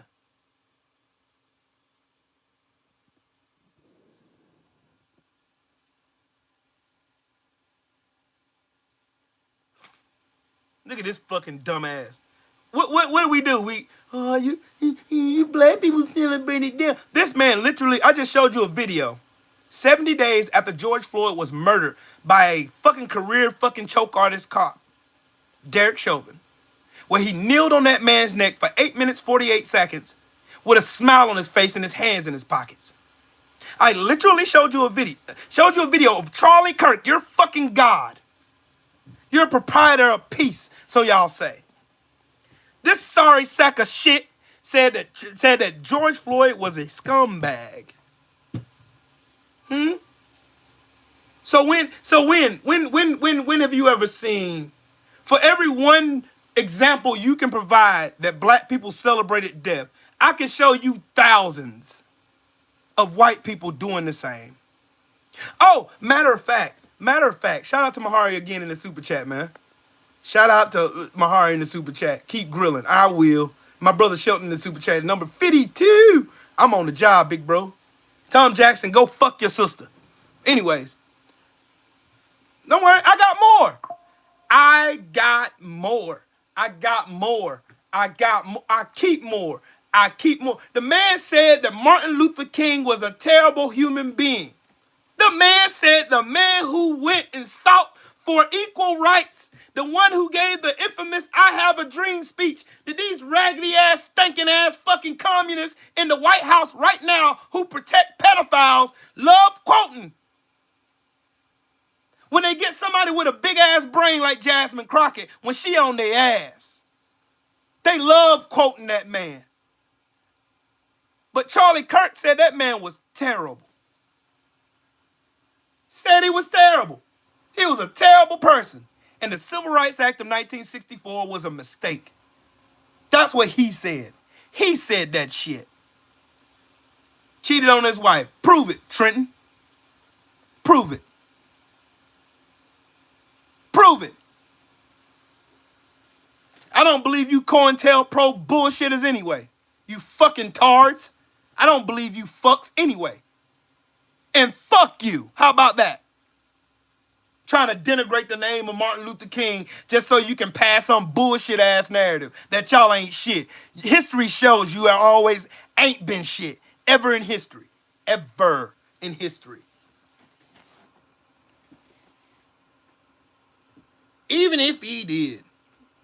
Yep, Flower, Mr. Flower, exactly. Even if he did, we don't give a fuck. We don't care. We do not care. These motherfuckers don't know shit. This is all they fucking do. This is what they do. Petrazi, salute to you in the super chat. Great show, Will. Keep speaking the truth. You know I'm on the job. Your orange fucking king, he cheated on his wife after 3 months after she had her baby. With a porn star. Raw. Imagining he was fucking his own goddamn daughter. You want to talk about that? Huh? You want to talk about that? Oh, of course y'all don't want to talk about Trump. Y'all don't want to talk about Trump. Y'all don't want to talk about your Lord and Savior Donald Trump. Not him. But Martin Luther King cheated on his wife. That means he ain't shit. I'm going to show y'all just how stupid these motherfuckers are. I'm going to show you. Look. I'm going to show y'all. Y'all already know. But hold on. About empathy, first of all. Hold on. Let's go here first. Let's go here first. Let's go here with their Lord and Savior, the Orange King, right here. Look. Joe Biden had just got a cancer diagnosis. Cancer. Fucking cancer. This dude got cancer. And this is what this orange palace shit said. Listen. Very angry, mean Biden. You know, Biden was always a mean guy, but never a smart guy. You know, even you go back 30 years ago, 40 years ago, he was a stupid guy. But he was always a mean son of a bitch, you know? How's it working? Not working too well for him right now, as that says. So when you start feeling sorry for him, remember, he's a bad guy. And I created the first... See, that's the reason why I say when Kankles McTaco Ticks croaks over right on live TV, I'm going to laugh my bitch ass off. I sure the fuck am. I'm going to make memes. I'm going to talk about how this motherfucker croaked on TV. I'm going to laugh. I sure the fuck am. Charlie is better than MLK. Where, bitch? Where? Charlie was better than MLK. What fucking rights did he give me? Huh? Because Martin Luther King stood for the rights that I can have the right to go to a school I want to. Martin Luther King fought for rights that we should have at birth. He fought for rights for us. Huh? What did Charlie Kirk do for me? What did Charlie Kirk do for black folks? How much money did he donate to black folks?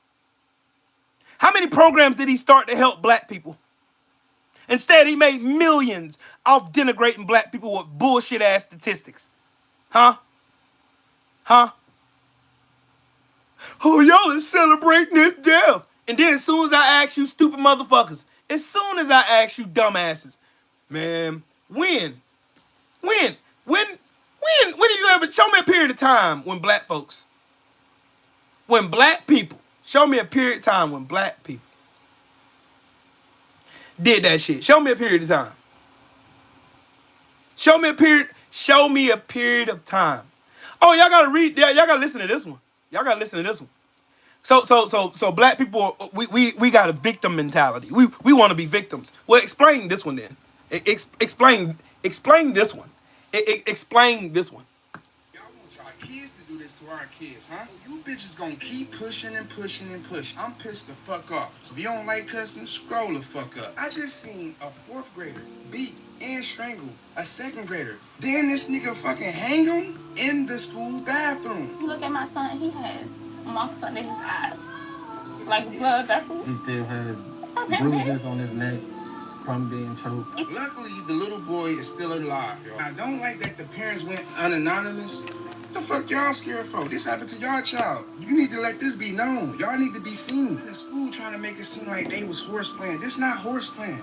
This is straight bullying. And we already know what color the other little boy is. Because when he did it, why he tell a little boy, yeah, this is what we used to do to y'all back in the day? The fuck? Why the fuck a 4th grader in the same bathroom with a 2nd grader? Why they not being monitored? Why they don't have nobody in the bathroom or outside in the hallways? And for this to go on, how long was he going out the classroom before a teacher started? Look at Tommy, you fucking sister fucking recessive chromosome. Get the fuck out my chat, you bitch ass nigga. Let me explain to you what just happened on this video. I don't want to play all of it because it's going to make me mad. And I'm going to say something to get my fucking channel banned. A fucking 2nd grader was in the bathroom when a 4th grade white boy came in that bathroom, beat him up, and then hung him by the neck until the teachers came in and seen that little boy struggling to breathe.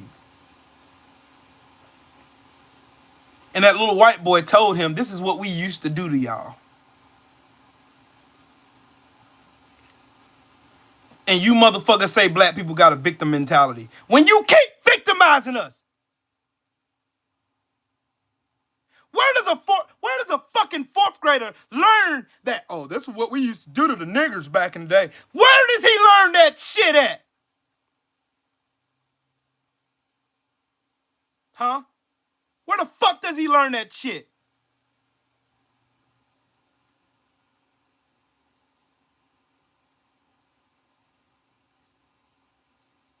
Where does a 4th grader learn that this country has a history of hanging black people? Like I showed you, those black bodies hanging for trees where thousands of white people look with glee on their face.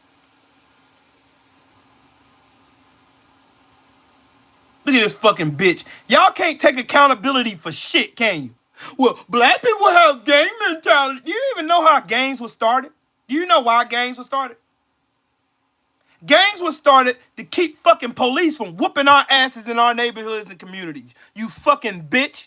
That's because your stupid ass don't know the fucking origins of any gang in America. But much like the stank ass fucking racist ass piece of shit sister fuckers, y'all had to contaminate that shit too. Well, with drugs and fast money, you know.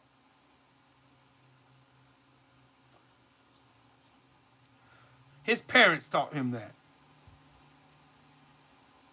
A fucking second grader gets hung by the neck in school, and you motherfuckers talking about it's the same place. Same place. It's the same place. Shelton, tell them again in the back, please. Please, in the back. Oh, and this is for the ones who say white people helped free slaves. Okay, I'll tell you what. Name me 5 white anti-slavery people. Name me 5 abolitionists that were white. Go. Name me 5. I'll give y'all a few minutes. Name me 5. Name me 5 white people who were anti-slavery. Name me 5. I can name them because I know them. Call me Payne. I can name you one. No, the fuck he didn't. Call me Payne. How the fuck did Abraham Lincoln say he freed the slaves when he came out of his mouth and he said, if I did not have to free one slave and save the Union, I would do that. He said that to the New York Tribune in 1858. You fucking retard. Oops. There goes that bullshit narrative. So Abraham Lincoln, wrong answer again, bitch. There's one, Ulysses Grant. Who else? I said 5. Slaves were freed by their own hand. Oops. Slaves freed themselves. They ain't gonna tell you that in white history classes, are they? No, they're not. They're not. And that's by design, homie. Y'all motherfuckers are sick in this bitch, bro. Y'all can't even take accountability. You can't even take accountability. Matter of fact, Charlie Kirk went on video and said Juneteenth the day that black people were finally emancipated. June fucking 10th. Should not be a holiday. I'm on my way to work.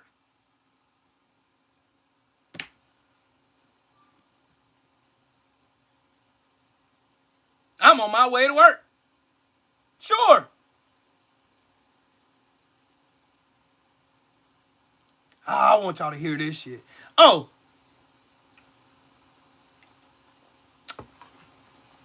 Here we go. I want this young king to cook. Yeah, because I love this video. I had shared it on my page on Twitter, too. So I always see people say, oh, black people commit most of the violent crimes. And my question always is, no, we don't. Because what the fuck are we considering violent crimes? Now let's get into these percentages per the FBI and the DOJ. So you can't say, oh, what's the source? Nigga, the source, motherfucker. Now, America seems to have this, like, obsession with black crime, even though it's complete propaganda. Black people make up 13 to 15% of the population. Yet Fact. less than 3% are ever convicted of violent crimes. Facts. And under 0.5% of the total U.S. population. While most crime across all races is interracial, right? Right. Proximity. Over 80% of both black and white victims are harmed by offenders of their own race. Facts. But only black on black crime is sensationalized. Facts. So when white people start to act scared when they see black people, they should act the same way when they see other white people. Facts. Right? Meanwhile, nigga, listen.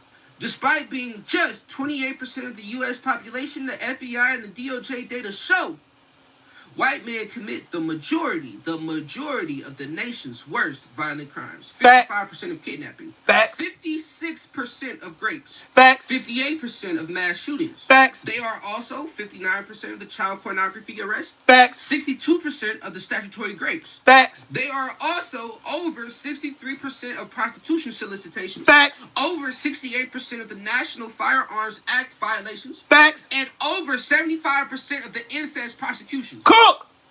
Yet their criminality is rarely racialized. Thank you. The real roots of violence in black communities are white-made systems, and I don't give a fuck how it make you feel. These are the white-made systems: black codes, Jim Crow, redlining, sundown towns, FHA, and the GI Bill exclusions. D-Walk named another one, Cassius Clay. The crack and powder disparity, mass incarceration, and deliberate disinvestments.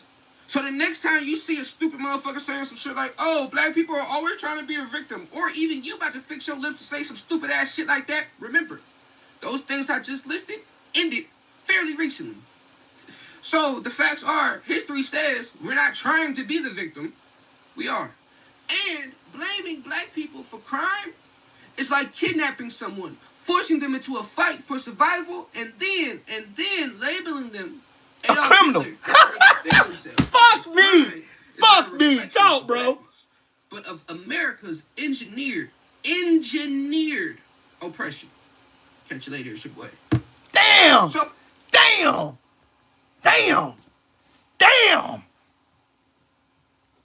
Those are all facts. Cassius Clay was an abolitionist. Yep, sure was. That's two. Y'all know the reason why I asked that question? There's a reason why I asked that question. Because I'm about to show y'all something. I follow him on Instagram and TikTok. It's Mr. Crim 3.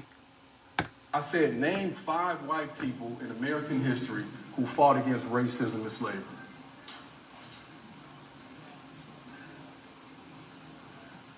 And I want y'all to think about that, because have there been 5 people? Yes. Way more than 5.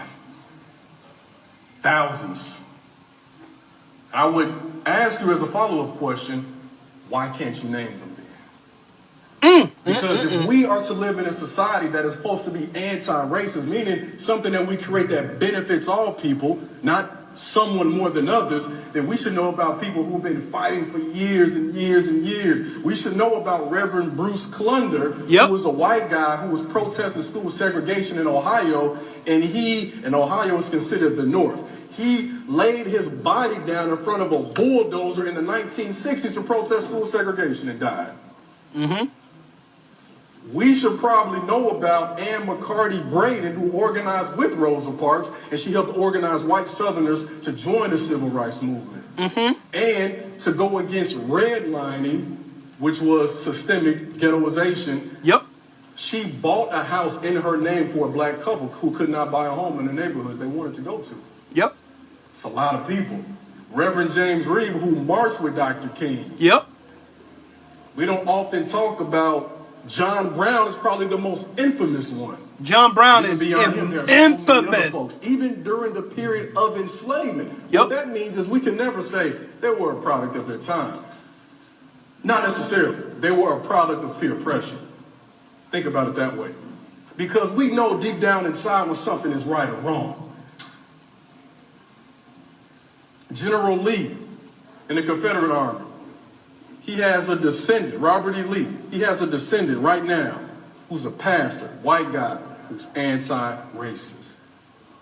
Was that an easy thing to do? No, because he got kicked out of his church congregation because of that. Yep. But it was a bold thing to do. So when we talk about miseducation, it ain't just like, dang, black people, y'all ain't learning your history. White folks, y'all not learning your history. That's the reason why I asked y'all, could you name 5 white abolitionists during slavery and Jim Crow? That's why I asked you. Why haven't you heard of them? It was by design. It was to keep us separated. It's to keep us fighting one another. Y'all don't get it? That's the reason why you don't know 5 fucking white abolitionists. You couldn't come off the hat and name 5 people who fought against slavery. I can name 5 black people who fought against slavery because I've studied history. Yep, Dragon Canoe's another one. There's a reason why you never heard of these people in school. You never heard of them. It's because it's systemic. They don't want you to realize that there were people that looked like you that fought to save people like me. Because these racist motherfuckers didn't see us as people, just like Donald Trump went on that stage and called immigrants animals and shit. All these black jobs and shit. America, make America great again means make America Jim Crow again. That's it. That's all. The South will rise again. That's why you never heard. That's why you never heard of that shit. That's why you never heard of that shit. You did not. You didn't hear it. Nope, sure didn't. You sure didn't. Again, by my question earlier, how did Charlie Kirk get killed in white-ass Utah by a white man? And somebody asked me earlier, why do I think Charlie Kirk didn't like me? I'm gonna show you why. Let me show you before I get back in my Charlie Kirk question. Last election. If I see a black pilot, I'm going to be like, boy, I hope he's qualified. It begs the question, when you see a black pilot, you wonder, you say, I hope they are qualified. And in the spirit of affirmative action, we have... Hey, question. Did the FAA change their rules if they have somebody of color, a black person being a pilot? Did they change their rule? I'm curious. Oh, the answer to that is no. So why in the fuck would you say that stupid ass shit? I hope they're qualified. They are. They have to be. In order for them to fly a plane that maintains lives, they have to be qualified to fly such pieces of equipment. You fucking idiot. But go ahead. Have Ramon and Cadillac are your 2 pilots. They've never flown before, but they are black. If I'm dealing with somebody in customer service who's a moronic black woman, is she there because of her excellence, or is she there because of affirmative action? I'm only here because of affirmative action. We know you do not have the brain processing power to otherwise be taken really seriously. The war on white people continues. You had to go steal a white person's slot to go be taken somewhat seriously. We are raising a generation of weak people like Simone Biles. LeBron James is a self-interested, narcissistic, and we know he's not very smart. You're representing your nation. You're selfish sociopath, not very bright, not wise, not somebody of good character. She is a shame to the country. Blacks in America did not have the same rights they had today. Data shows they were actually better in the 1940s. Let's get loud for Kyle Rittenhouse. I'm also going to offer some context and some nuance about the death of George Floyd that no one dares to say out loud, which is that this guy was a scumbag. Remember what BLM stands for? Burn, loot, and murder. Now, does that mean that he deserves to die? That's two totally different things. Of course not. Prowling blacks go around for fun to go target white people. That's a fact. There's no such thing as white privilege or racism. So black people are allowed to talk about black culture in a way that white culture cannot. Black people can go up and say that there's a baby mama problem in black America, and white people are not allowed to say that. Oh, I just did. So what are you gonna do, cancel me? Black people are allowed to say, black people are allowed to say, I'm a grown man, I got way black people are allowed. Skin color now gets their own summertime celebration. Oh wow, look how far blacks have come. It has now become a racial complaining day. I'm a soul and justice. Y'all notice the only one complaining about Juneteenth are white people? Like Charlie Kirk? No, go ahead. Clarence Thomas are far better black role models to celebrate than Martin Luther King. This guy is not worthy of a national holiday. That man said Clarence Thomas and Temps. What? Let me rewind that shit. Hold on. Let me rewind that shit. I want y'all to see. Charlie Kirk said that shit. I want y'all to hear that. Better black role models to celebrate. Skin color now gets their own summertime celebration. Oh wow, look how far blacks have come. It has now become a racial complaining day. Thomas Sowell and Justice Clarence Thomas are far better black role models to celebrate than Martin Luther King. This guy is not worthy of a national holiday. There's a mythology around MLK that does not warrant the reverence that he gets treated with in America. We have a federal holiday to a guy that talked about race all the time. Kirk describes King as, quote, a bad guy. It's true. We celebrate the Civil Rights Act more than the American founding. The country made a mistake when it passed the Civil Rights Act. Also true. The Democrats are not lifting a finger to remember the well over 100 people that have died in Texas Hill Country. The death toll likely would not have been as high if it wasn't for DEI. Ketanji Brown Jackson is what your country looks like on critical race theory. You're gonna remove my appendix and you're a black lesbian. Ketanji Brown Jackson is an embodiment of the tyranny that we currently live in. Y'all want to know what Charlie Kirk's version of DEI actually is? Clarence the Coon Thomas. Ketanji Brown Jackson is more qualified than that bitch ass nigga. There we go. She's an ideological, unintelligent, yet confident fanatic. Why does Kirk believe passing the Civil Rights Act was a mistake? Now, again, apparently they don't listen to the show because we do that at least once a week, right? So she wants to be the first ever black woman on the Supreme Court, yet she won't even admit that she's a woman. The transgender movement is an introductory phase. These doctors need to be put in prison To get you to strip yourself of your humanity, a Nuremberg-style trial. to mesh with machines. Interestingly, I think there is an argument to bring back the MRS degree. Reject feminism. Young women need to get married at a younger age and start having kids. Like, don't, like, I'm studying sociology. No, you're not. You know why you're here. Submit to your husband, Taylor. You're not in charge. You will find a husband if you have the intent to find a husband. You got to change your name. If not, you don't really mean it. Democrat women want to die alone without children. A lot of them are on birth control too, and birth control like really screws up female brains, by the way. That's really rich. I didn't know women not to complain 50 years ago. That's funny. We should tell them to stop freezing their eggs and start finding their partner earlier and have lots of babies. Every single one of you need to make sure that your loved ones are not on birth control. So materially insane to think that 1 in 5 American women will be raped in their life. It is, I agree. No, meaning that they're lying about being raped. You're comparing abortion to the Holocaust. Absolutely I am. In fact, it's worse.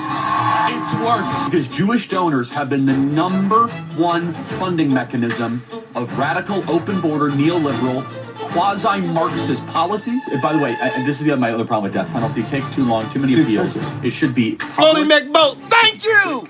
Thank you, Floaty McBoat. Thank you. Should you start to see public execution? Whiny bitch. I think you could do it earlier. I think you maybe at age 12. I want to watch that execution. That'll make my day better. A lot. I mean, Joe Biden is a bumbling, dementia-filled, Alzheimer's, corrupt tyrant who should honestly be put in prison and or given the death penalty for his crimes against America. Did you hear that? Did y'all hear that? That man said Joe Biden commits treason and should be put in prison and or publicly executed for his crimes. But you want me to feel sorry for this bumbling piece of shit. Big gums, little teeth. Yeah, suck my dick. Believes everything that God hates. Like, we're dealing with maggots, vermin, and swine here. These are not good people. They're not even a little bit good. In fact, this man called people maggots, vermin, and swine. Yeah.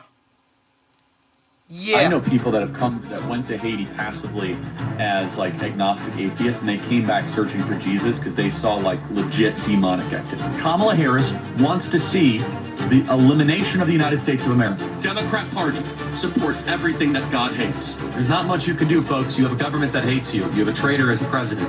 Buy weapons. I keep on saying that. As top Republicans reject any link between GOP rhetoric and Paul Pelosi assault. If some amazing patriot out there in San Francisco wants to really be a midterm hero, someone should go and bail this guy out. That man literally just said, bail out the man that broke into Nancy and Paul Pelosi's home and beat the shit out of him with a claw fucking hammer.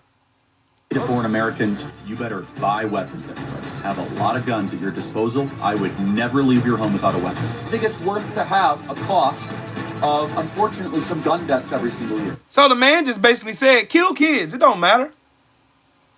Kill kids. Yeah, it don't matter. Your Second Amendment right is more important than fucking kids. So that we can have the Second Amendment to protect our other God-given rights. We actually need looser gun laws because I think that Oh yeah. They said we have more guns at the Turning Point HQ than you can imagine. Yeah. If anyone ever tries to come, that will not end well. Oh no! Imagine the world without Joy Reid. Imagine the world without Sheila Jackson Lee or Michelle Obama or Ketanji Brown Jackson. I am channeling the emotions of millions of conservatives who are angry. They knew Charlie. They loved Charlie. They view Charlie as a mainstream conservative Republican. Shout out to the Seneca Project. So, again, you stupid fucks that came on the internet. Oh, we are Charlie Kirk. We are Charlie Kirk. You're a bunch of hateful, bigoted, transphobic, fucking racist bigots who love guns more than you love fucking kids. Y'all remember last week when me and Freedom's March got into it and I was telling him about banning assault weapons? And he did a live right after I got off live. That's the reason why I say ban the motherfuckers, dog. Yeah. Because I want to see kids live. We live in a country with the most sophisticated military in the world. And the most militarized fucking police. And matter of fact, I got notes on that too.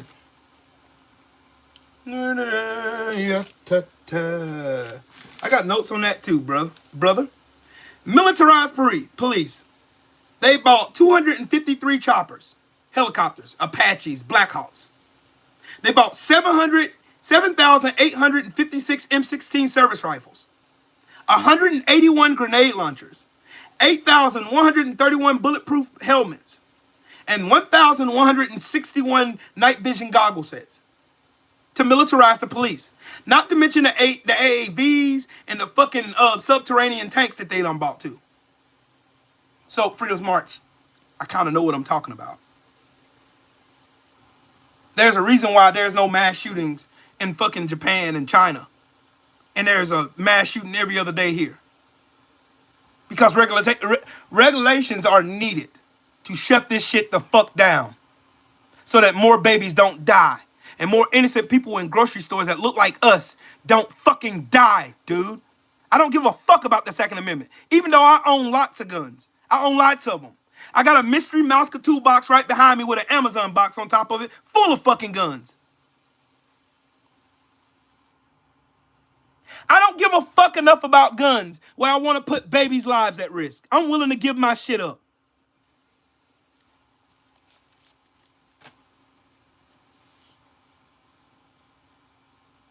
Meanwhile, we're going to praise the almighty fucking NRA. Fuck guns. Fuck them. Hell, you need to know how to fucking fight any damn way. I don't need a gun. I can fight. I can whoop a motherfucker's ass. I don't need a gun. Oh boy. Mystery old Toodles right behind you. Again, you will lose that argument against me because mine is going to be on compassion and sympathy for kids dying in mass shootings in schools. People, parishioners, dying while they're praying. I'm going to win that argument every time. I don't give a fuck what you can constitute as an assault weapon. I don't give a fuck if what you constitute as a weapon of war. I don't give a flying fuck. I don't care. I care about lives. That make me a liberal? I don't give a fuck. I care about lives more than anything. Oops. I don't give a fuck about your stupid little ass, dumb ass guns. Doesn't make you more of a man anyway. Makes you more of a pussy than anything. And that's my thoughts on that shit. But anyways, back to the fucking pedophiles. Roll Tide roll. Back to the fucking pedophiles again. Yeah. So, Charlie Kirk. Charlie. Y'all motherfuckers gathered 300,000 deep today, huh? To celebrate your Lord and Savior, fucking Charlie Kirk. Let's talk about this Charlie Kirk supporter, shall we?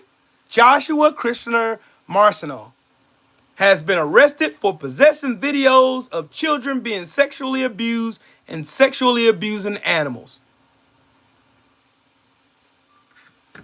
What about this one?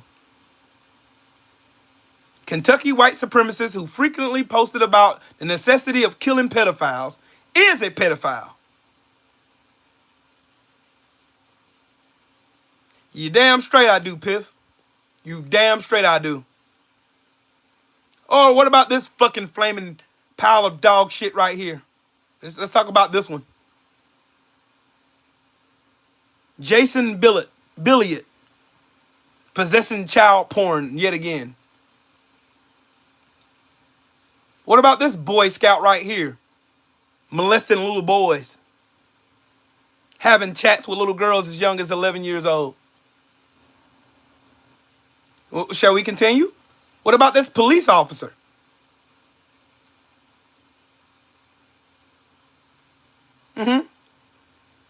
John Giarusso.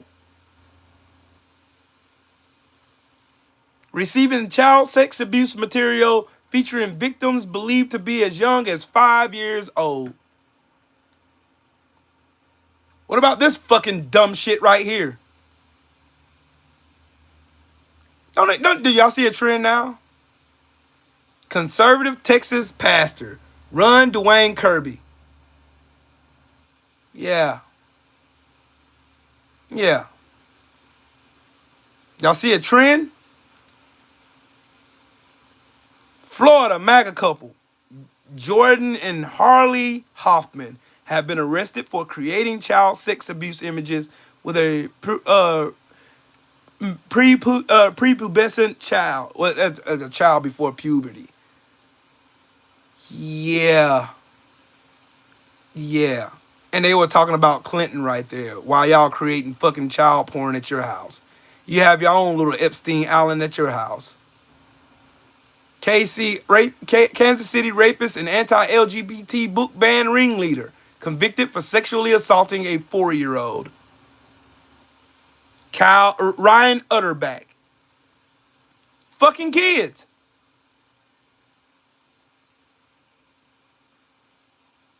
See, y'all got y'all nose all up in black people business.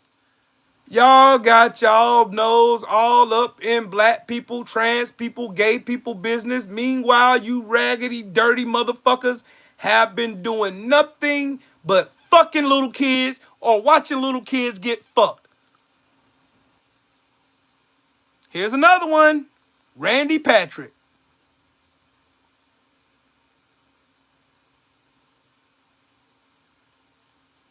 Accusing immigrants of being sex traffickers. Meanwhile, he is one. The judge in Dylan Roof, who went to Our Lady Emmanuel's Church down in Charleston, South Carolina. The AME Church is the second oldest church in America. And killed 9 parishioners, including the pastor. The fucking judge presiding over that case is a fucking child fucker. He was also reprimanded for using the N-word on multiple occasions.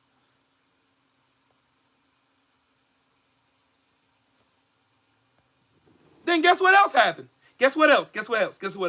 The Republicans voted to shut down the release of the Epstein files. I'm waiting, cause y'all always say black crime, black on black crime, black on black crime, black on black motherfucking crime.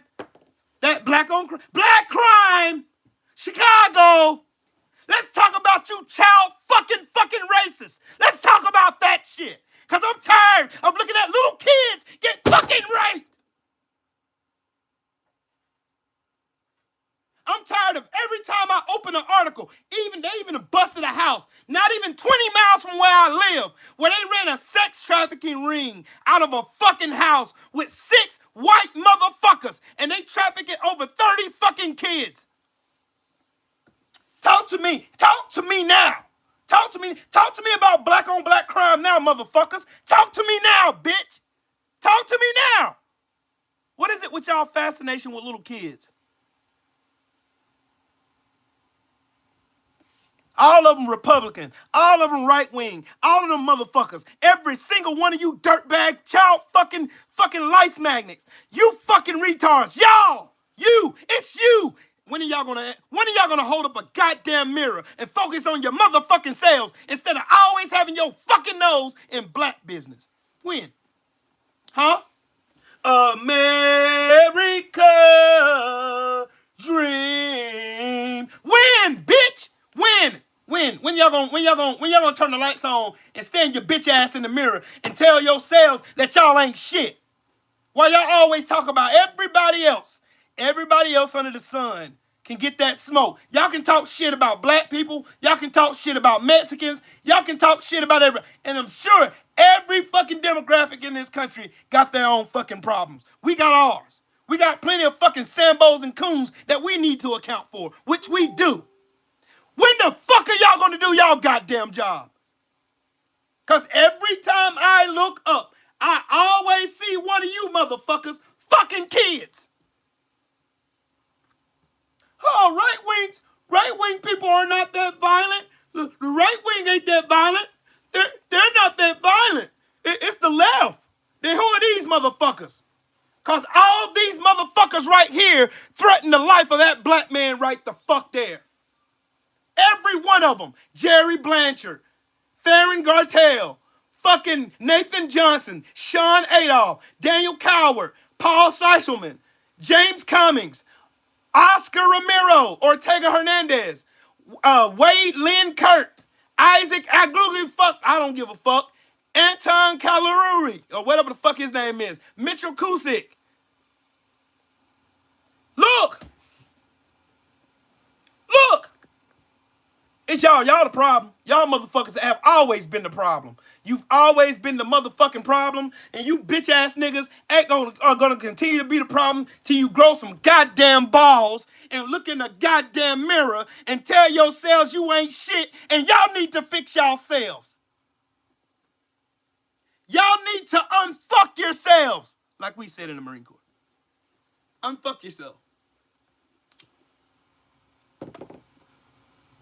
Instead of sending Scott Jennings' narrow neck ass on fucking CNN to be condescending and talk shit about black folks.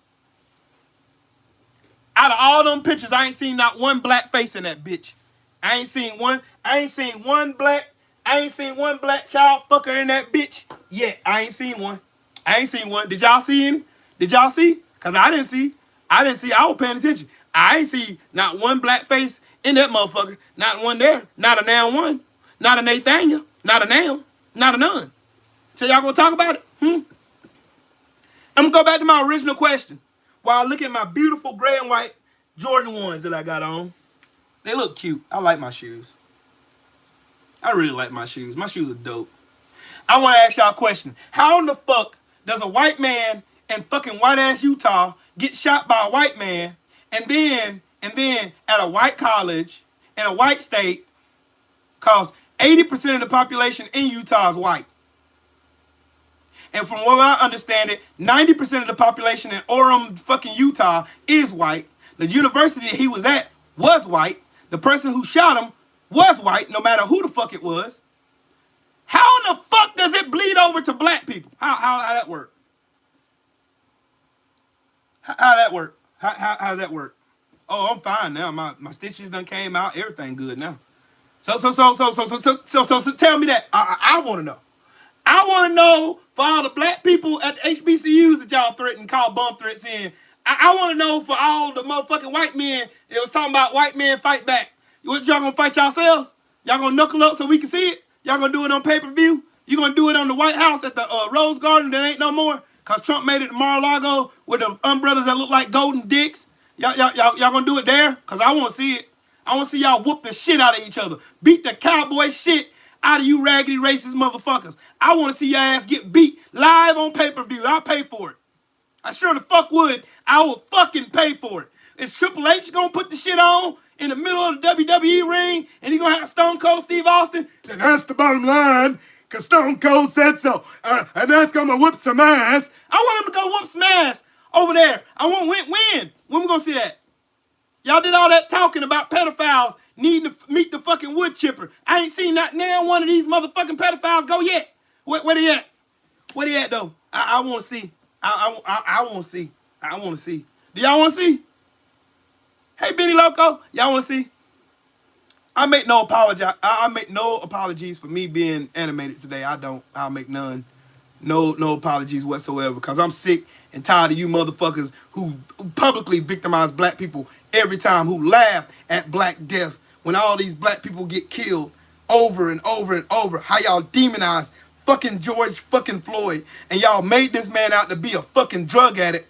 Try to make this man sound like he was just pathetic and he's been a loser his whole life, when that man's great-great-grandfather owned 500 acres of land that the fucking U.S. government stole from him, which forced his parents to move to Houston, Texas, which him, at being in Houston, Texas, befriended fucking Stack 5. Him and Stack 5 became friends. They called each other twin. Yeah. He went to college. Caught a fucking drug charge for having less than $100 worth of marijuana. Led to him getting kicked out of school. Sound like the system worked, didn't it? School to prison pipeline. Yeah. I told y'all I'm in the mood today. I got time. My mouth feels better. I feel like myself some more. This cold done left. I'm kicking the remnants of this shit out my chest. I feel good today. My feet still hurt, and I'm gonna lay down in a minute, but I feel good. So please tell me again. Tell Trill Will again. Tell me again. We talking now. I'm calmed down now. Tell me how a white man in fucking white-ass Utah shoots another white man in white-ass Utah at a white-ass college in a red-ass state that is motherfucking MAGA through and through. The man that came from a family that was MAGA, MAGA, MAGA, MAGA. The grandma even confirmed that they don't even know any fucking libs or Democrats. So that goes that bullshit. So the dude who fucking killed the motherfucking dude and the FBI created these bullshit ass text messages like we are fucking stupid. Hey, my love, I left the gun wrapped in a case in the woods so thou can go out with honor. Oh, my love. Oh, God. Oh, my God. I got my one chance at Charlie. I can take him. Do you see any of these racist motherfuckers mad at white people because a white man shot their fucking hero? They're mad at black people. They're mad at me. For what? We ain't had shit to do with that shit. Oh, y'all are celebrating murder just because we said fuck Charlie Kirk? Because this bitch ass nigga, I just showed y'all a 6-minute video of him shitting on black people. I'm black. Hi. I'm black. I'm black as fuck. I'm black as shit. Y'all see that? I'm black as a motherfucker. I'm black.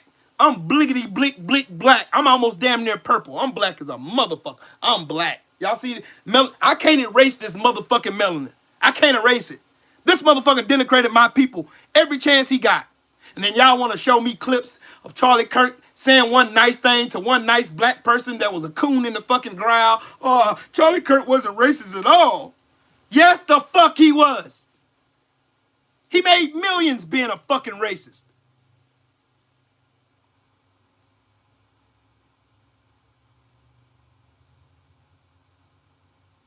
Charlie Kirk made millions and millions of dollars being a fucking racist.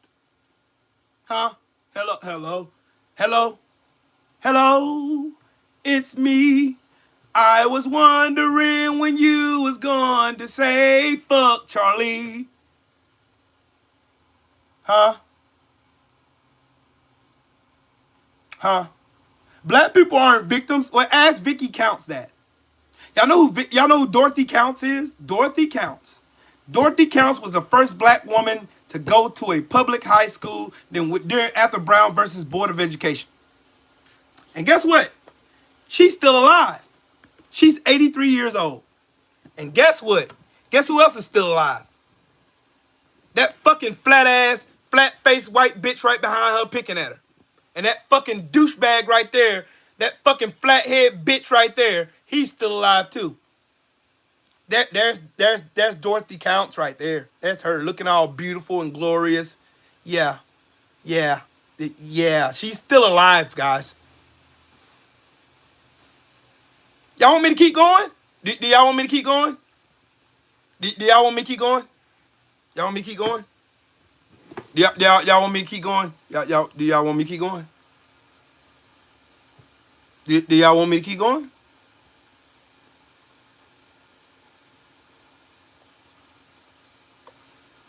Do y'all?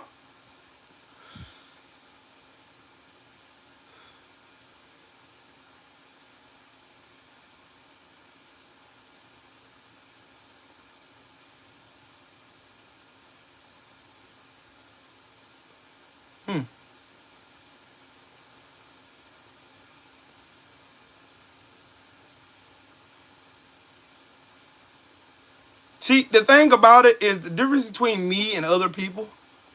Where you go, Angie Bean? Here you go. Here you go. You deserve a range. I salute you. I salute you. Christina, I salute you too. And look, again, I'm showing y'all all different spectrums. I'm showing y'all all different spectrums for a reason.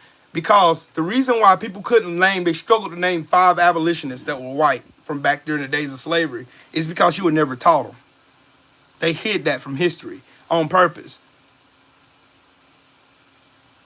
They hid it from black people too. They did it by design. This shit was built to keep us divided. They built a whole system to keep black people disenfranchised and broke. And then have the nerve to get on national TV and then pick at us for being broke. Why don't you pick yourself up by your bootstraps? Motherfucker, you cut the fucking bootstraps. You did it. You cut the bootstraps, bruh. Bruh, you cut the bootstraps. You did. You cut the bootstraps. You cut them. You sure did. You cut the bootstraps. You cut the bootstraps, but I didn't lead the deputy. You cut the bootstraps. Yep, you cut the bootstraps. You cut the bootstraps. You cut them.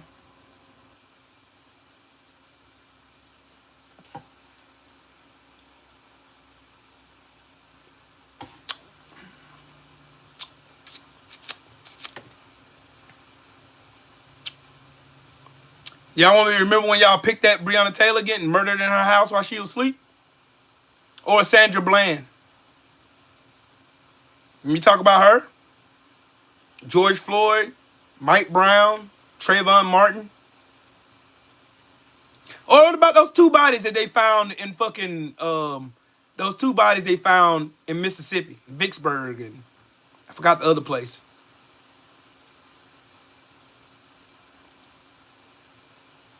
There's so many pictures I could show y'all of black men hanging. It'll make you sick. It makes me sick.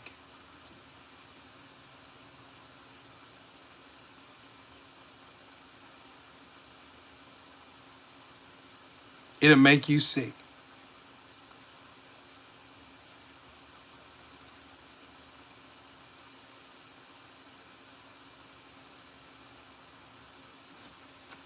This is gonna be the last one. Shock warning, trigger warning, just so you warn y'all. So, You show me a period of time where you see black people doing this shit. Look at all those people. Look at them. Look at their faces. They're happy to be there. And there's 2 black bodies hanging right there. Huh? I think I got to get more graphic. Because it's a father and son, by the way. I got to get more graphic because these people get on TV like that fucking jackass on fucking CNN. You get Fox News where they got one of their own people sitting on talking about killing homeless people. You know, they said the same thing during the vagrancy law period, right? Kill them. Involuntarily lethal inject them. Brian Kilmeade ain't lost his job yet, but Jimmy Kimmel has. For picking at Donald Trump for bullshitting about feeling sorry for Charlie Kirk. The same fucking President Trump that didn't even show up to the fucking vigil.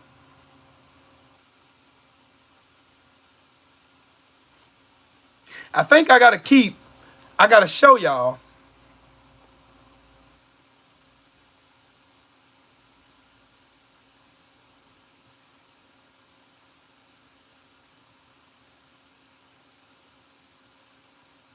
ten reasons why black people got lynched. Skipping stones across a lake because they were unpopular in their community. Because they were homeless. Because they injured or killed livestock. Hung a woman. Trying to vote. Or voting for the wrong party. For acting or looking suspicious. For demanding respect. And they hung kids. Voodooism.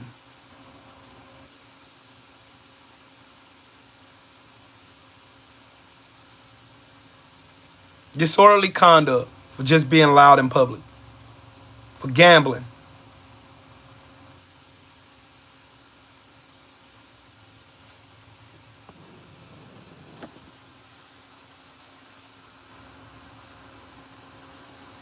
And I'll tell you this. Black people are victims until your bitch ass can show me proof. I'm talking about pictures, videos, documentaries, showing black people doing the same thing white people did to us. I can literally show y'all every one of these pictures. Matter of fact, I am. Fuck it.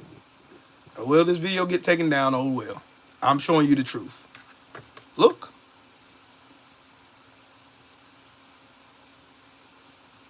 Those are fucking kids. That's 1, 2, 3, 4, 5, 6, 7, 8, 9, 10, 11, 12 bodies hanging from one tree. 1, 2, 3. 2 little girls and their dad. Right there. And they're standing around proud. Hung him in his tuxedo. Hung a black girl. Hung them naked where they cut body parts off of them. Right there. Hung and burned.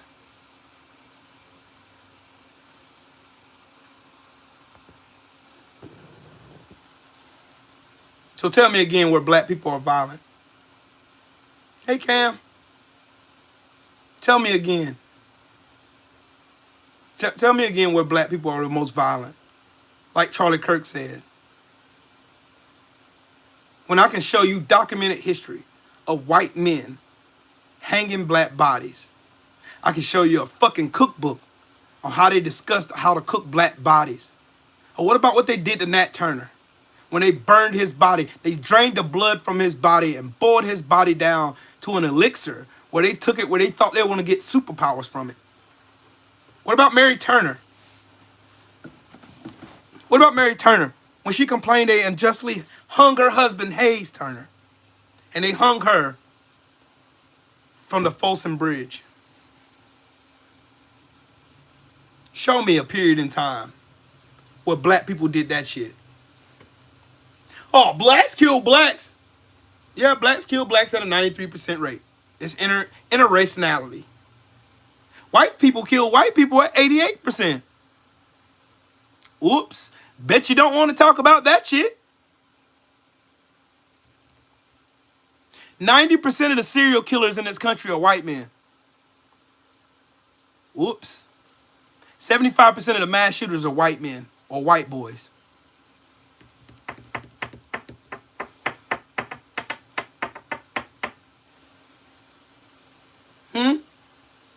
Black men are the most violent. They're the most violent. Sure we are, bud.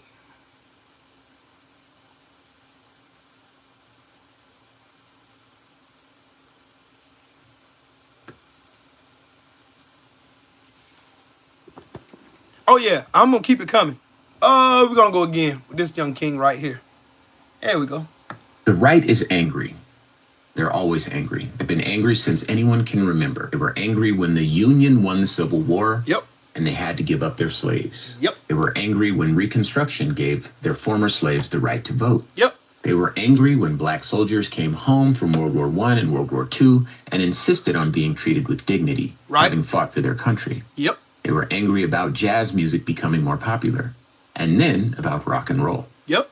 They were angry when black children tried to integrate schools. Yep. The whole history of the American right, whether they called themselves Democrats, Dixiecrats, or Republicans, is a history of rage. Yep. And even having, quote, taken back their country, unquote, by putting Donald Trump back in the White House and unleashing Project 2025 on all of us, deleting affirmative action, DEI, black history, black scholarships, black-held jobs in the federal government, having driven women out of the military leadership and ended everything from farm subsidies to foreign aid, while getting away with an actual insurrection, scot-free.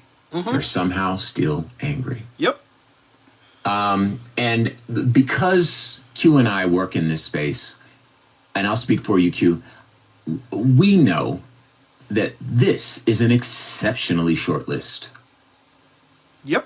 Exceptionally short list of things that these people find a way to be outraged about. Somehow everything is attack on them. Everything is an attack on their values. Somehow everything is an attack on their fiscal interests.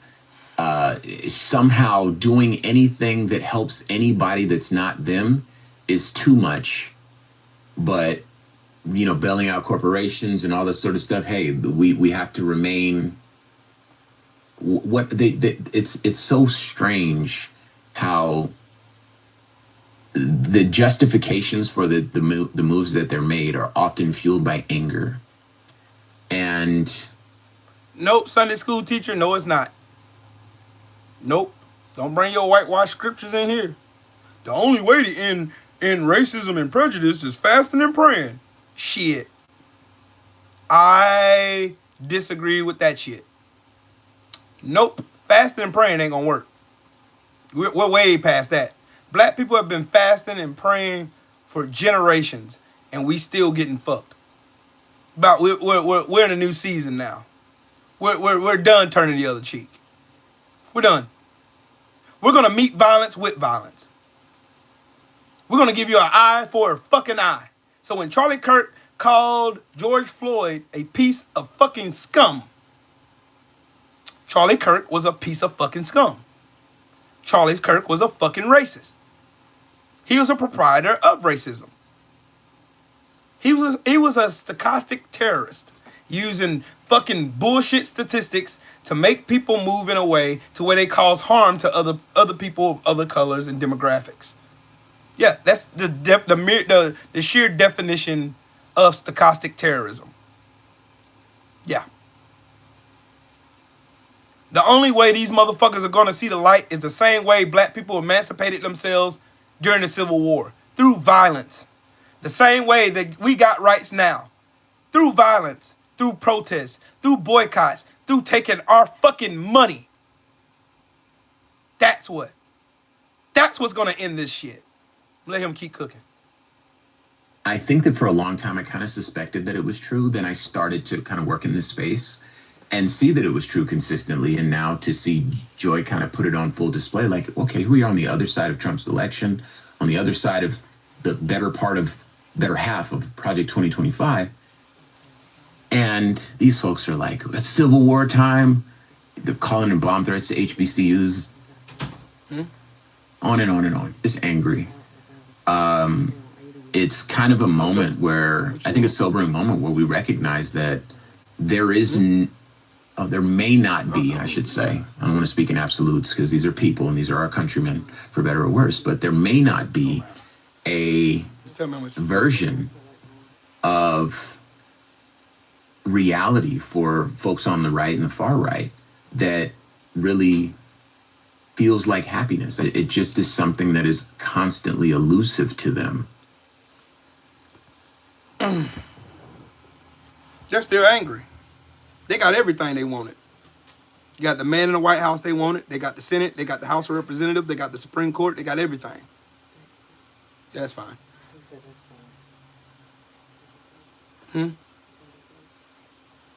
Yeah.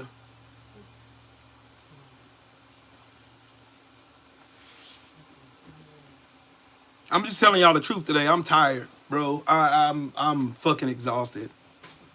I'm tired of playing to this bullshit that these motherfuckers get on here claiming Charlie Kirk was this and he was a saint and Charlie Kirk was this great person and oh he did this and oh he did that. Oh, Charlie Kirk was the greatest person in the world. Oh God, he was great. All he wanted to do was debate. No, he didn't. No, he didn't. No, he didn't. No, he didn't.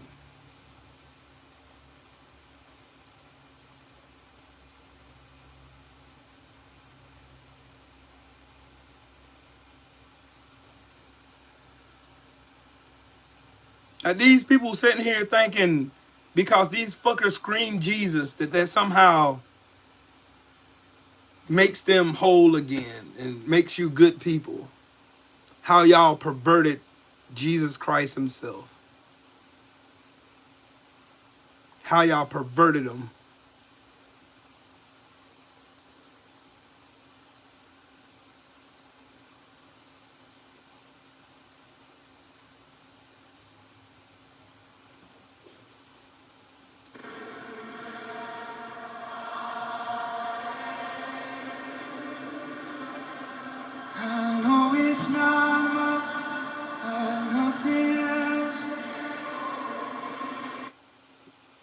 Look, I'm gonna show y'all.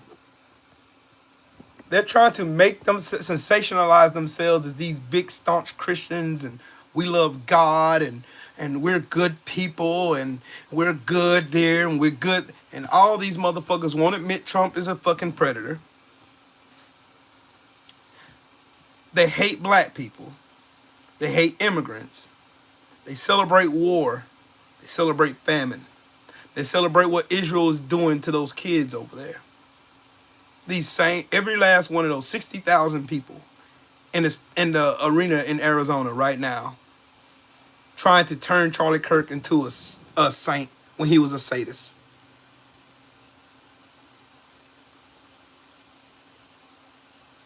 Elon Musk stinking ass in attendance.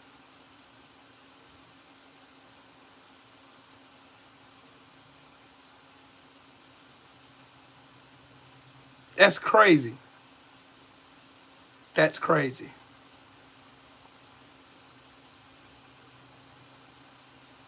They tried to make this man sound like he was a propagator of peace.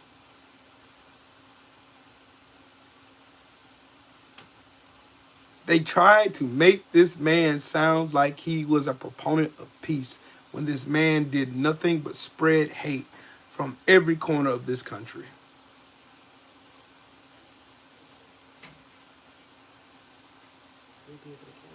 Yeah.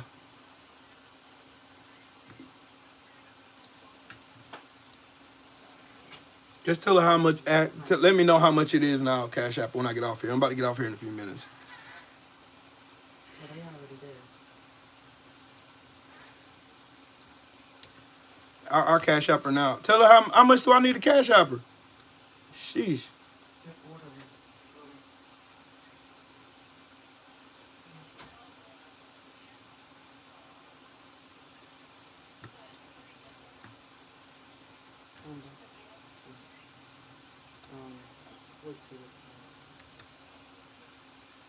I'm sending it to Des. Tell her I'm sending her $30. Is that enough? Mm-hmm. Yeah, on the side.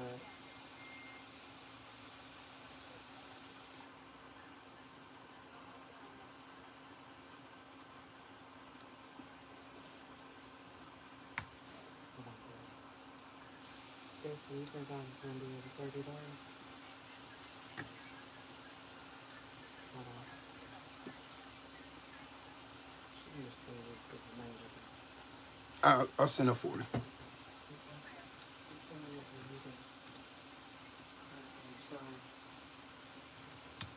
Hold on, y'all. I gotta pay for dinner.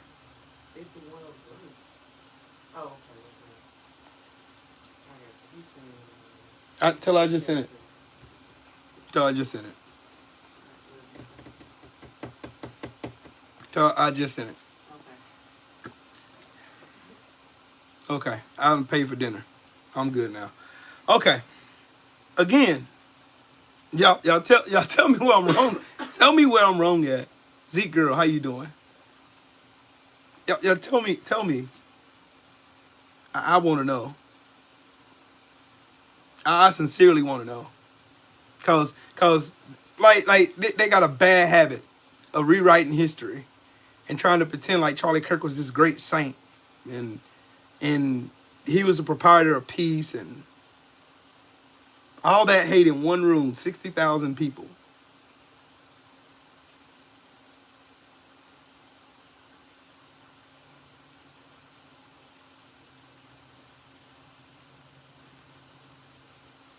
It's wild how these people try to tie in Christianity.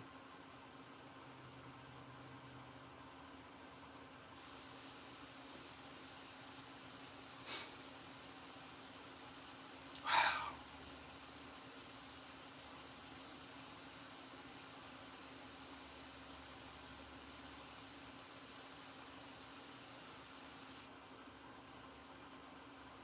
They have politicized everything there is to politicize. 60,000 mouth-breathing fucking cowards. And look, this shit is a joke, bro. It's a joke. This is a joke. They trying to compare this man to Jesus. To freaking Jesus, man.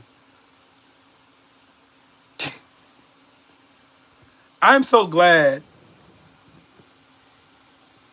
See, this is the reason why I don't like religion. I don't. I hate religion. I do. Me and my wife had to talk about this a few weeks ago. I love God. Am I perfect? No, I'm not. I curse people out, I smoke, I drink. Yeah. The things people consider bad. But the whole totality of the person who I am, I'm compassionate, I show empathy. I love everybody. I love everybody till you give me a reason not to.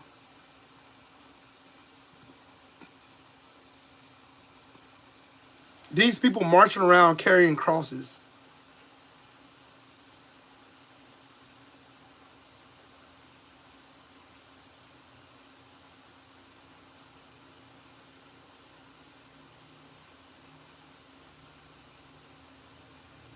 Like my mind is they never cease to blow my mind. They never cease to blow my mind how these people can rewrite history and claim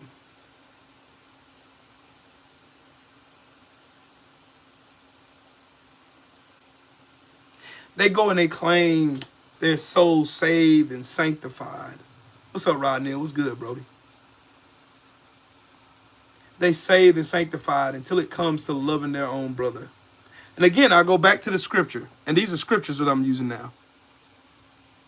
How can you love me, someone who you have not seen, when you can't even love your brother who you can? So how could Charlie Kirk love God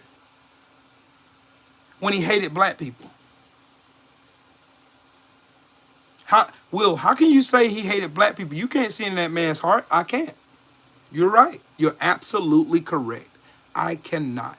But I can tell the tree by the fruit that it bears. Meaning, I can tell the type of tree Charlie Kirk is by the actions he displayed, by the words he used, because he was a talker with a microphone, and he commanded a huge audience on the right. And he propagated so much hate against my people, men, women who look like me. Some of the fucking bullshit, people come in this room, in my very own chat, and they say to me, and y'all see it with y'all own eyes, so I don't have to make this shit up. I don't have to conflate data. I don't have to do none of that shit. All I'm telling y'all is, these people will literally come and repeat and regurgitate the hate Charlie Kirk spread around this country.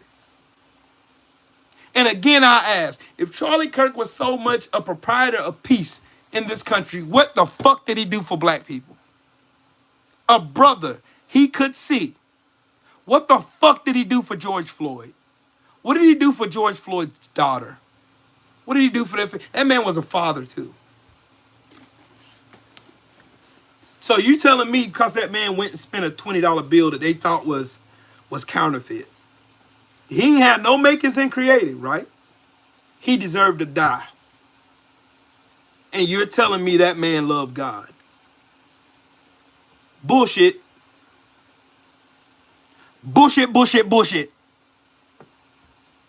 Again, Proverbs will make you very wise. That's why I read, that's one of my favorite books in the Bible, Proverbs. I like Jude too. I like Ezekiel. I like Malachi, Kings, Chronicles. Y'all notice that the books in the Bible sound like black names? Oops. I guess I'm going to make the racists mad at me again. Guess who ain't at the Charlie Kirk Memorial? The fucking coon who claimed to be his best friend, Candace Owens. She's not there.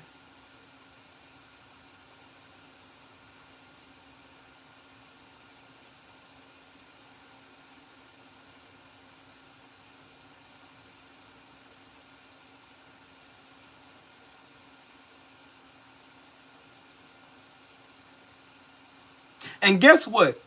While 60,000 people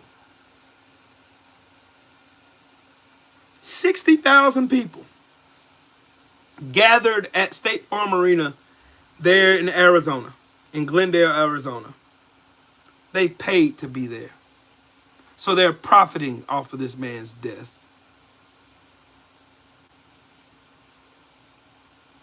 Oh, and then there's this, because y'all remember what these fucking magatards said when they got on the internet. They said it was a left wing. No evidence found yet of ties between Charlie Kirk's shooting and left-wing groups, officials say. Well, ain't that a bitch?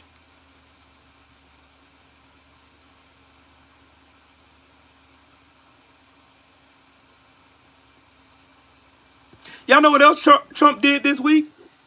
He deemed Antifa, which is a thought, which everybody who fought in World War I and World War II were members of.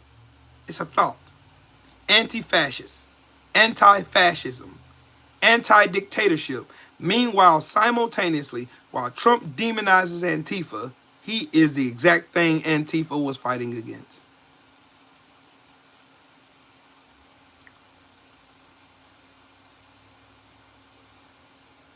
TCW in the super chat, salute to you. I am Antifa. I'm against fascists. That's one of the reasons why I signed up to the military. Why I served 8 years in the United States Marine Corps, because I'm anti-fascist. That's why I did 2 combat tours, because I'm anti-fascist. But a man who dodges the trap. Oh, I got a cramp. I better sit down. Ooh. Yep, Regina. Yeah, but I can't sit like that. I got a cramp. I got a Charlie horse. That hurt. Ooh-wee. Y'all about to hear me scream like a bitch.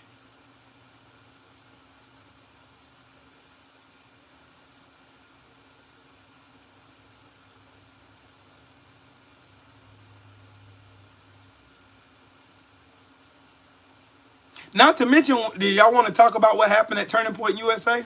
Since they're trying to make them out to be perfect and shit, and that they were so godly.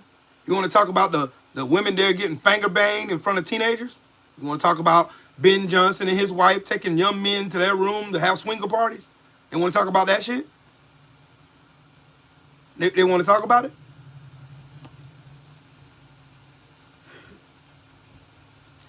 I am a PK. I am a preacher's son. I know just how dirty, how freaky, how all this shit is. Church people are. I know it. Everything that looks great ain't great. Hell, these people ain't popping up pregnant for no reason, is they? Nope. These people are hypocrites. And you know what the wild part about this is in Revelation? There's a part in Revelation where it says, there will be many people who come before me saying that I cast out demons in your name. I prayed for the sick. I donated my money. I went to church every Sunday. And God is going to look at them and tell them, depart from me, ye workers of iniquity, for I know ye not. And I see 60,000 people there. That's who I pray for. Because you don't know the real God. You don't know the real Jesus. You don't. You can't know the real God and support Trump. Trump is everything Jesus preached against. Everything. To a T. Everything. I can have a conversation without cussing you the fuck out. I can. And I can have a biblical conversation with you. Scripture for scripture, word for word, dot for dot, T for T. I could have the conversation to the ends of days. I could tell you. We can have a biblical conversation. And I'll tell you Charlie Kirk was full of shit. And I'll prove it using scripture. I don't have to. You can look at this man's work.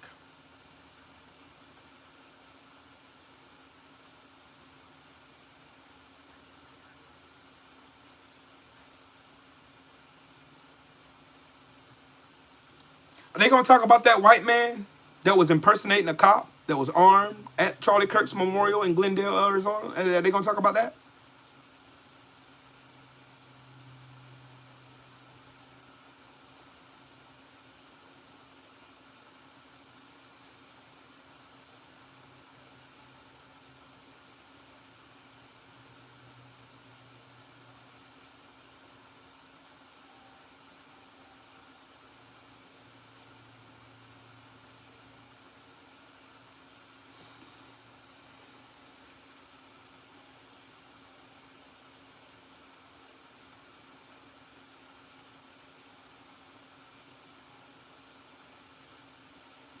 Like, look at Fox News. Just look.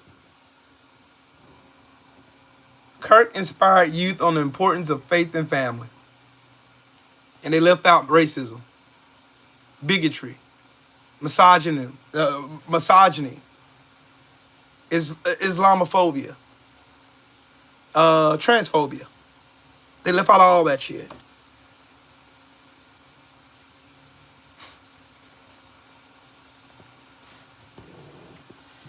Why do you have anger towards this man? All he wanted was peace. All he wanted was... No, he didn't want peace. He wanted a world where white people, for some weird-ass reason, some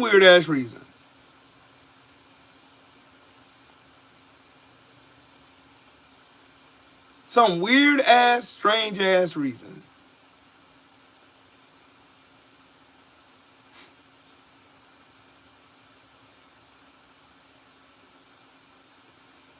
and all I see is white people with all this praise of Charlie Kirk. And I see a few coons praising Charlie Kirk as well.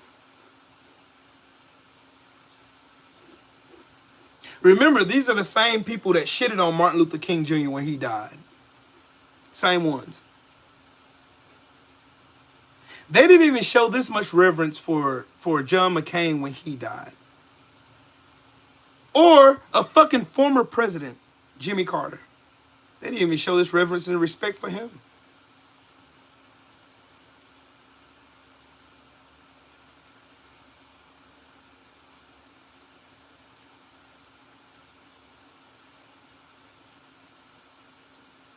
Y'all have to remember this.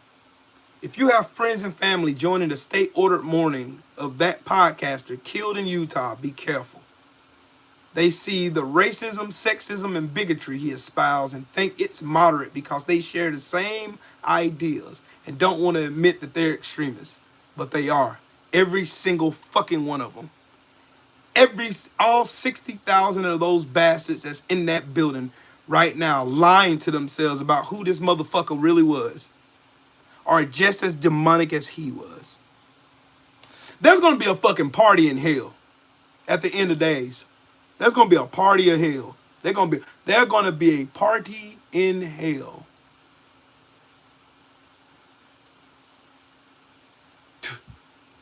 All these people said on TV, I love Jesus. I love some Jesus. Lying. That's some wild shit. That's wild to me. That really is. It's wild to me. It really is wild to me. Wild. It's wild. It's wild.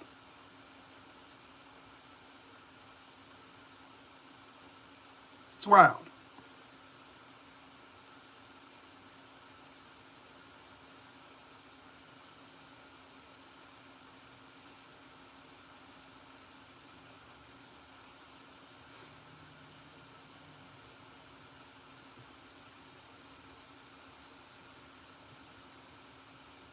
Wild. We live in some wild and crazy times, man. We live in some wild and crazy times. We live in some crazy times.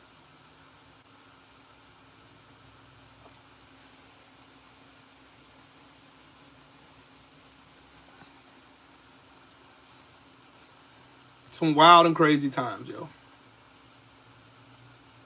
And it's going to get crazier. And crazier. Till Trump and his stupid ass administration can't push no more.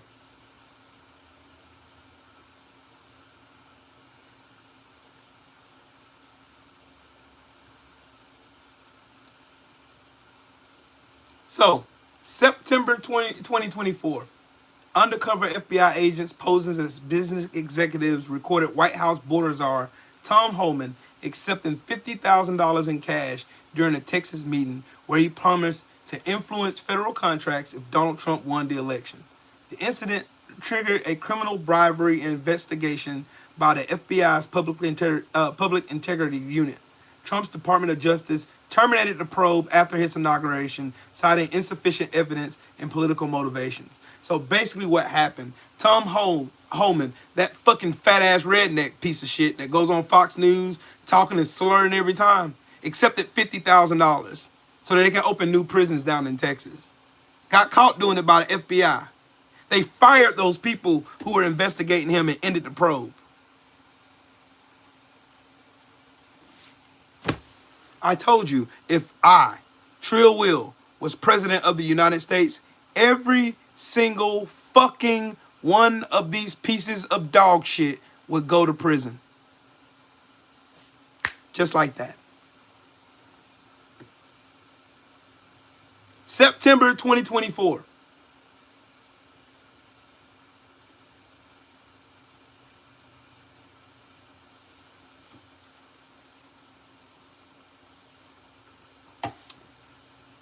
Every single fucking person in the White House is a fucking criminal. Every one of them. There ain't a fucking redeemable soul in the White House right now. There's not one. You can't show me one. You can't show me a decent person. Not even decent. Just barely a good person in the White House. You can't show me one.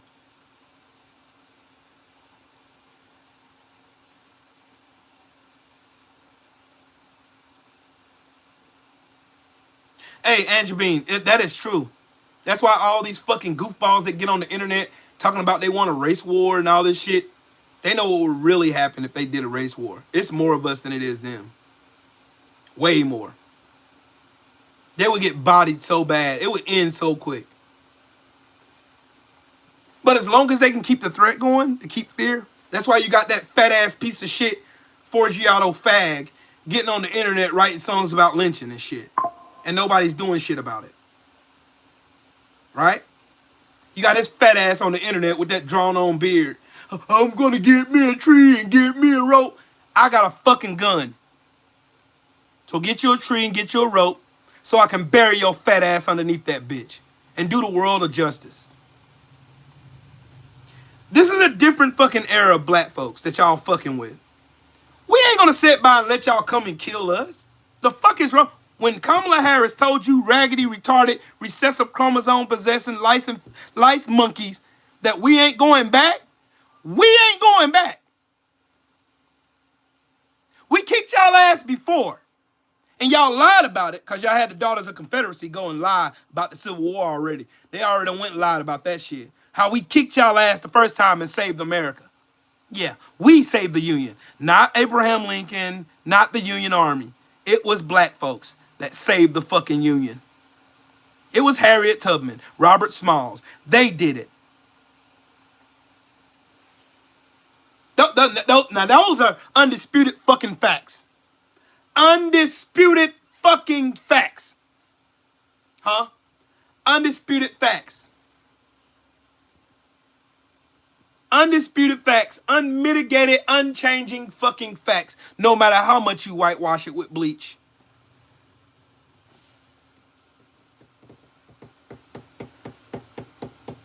Yes, John, that is an absolute fact too, but they'll whitewash history.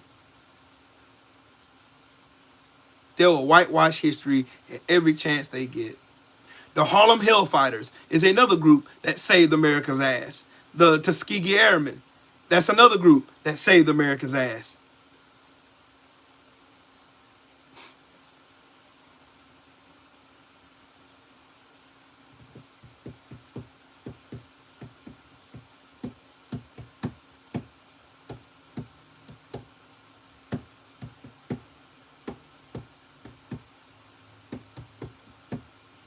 Tom Homan can get $50,000 in bribes, get away with it because Pam Bundy knew, Cash Patel knew, Emil Bove knew, the DNI, Tulsi Gabbard, she knew, and Trump knew.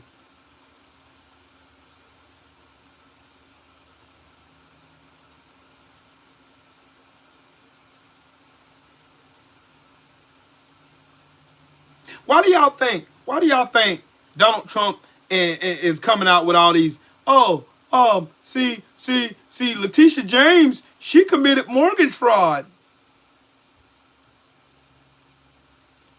Sure, bud. Sure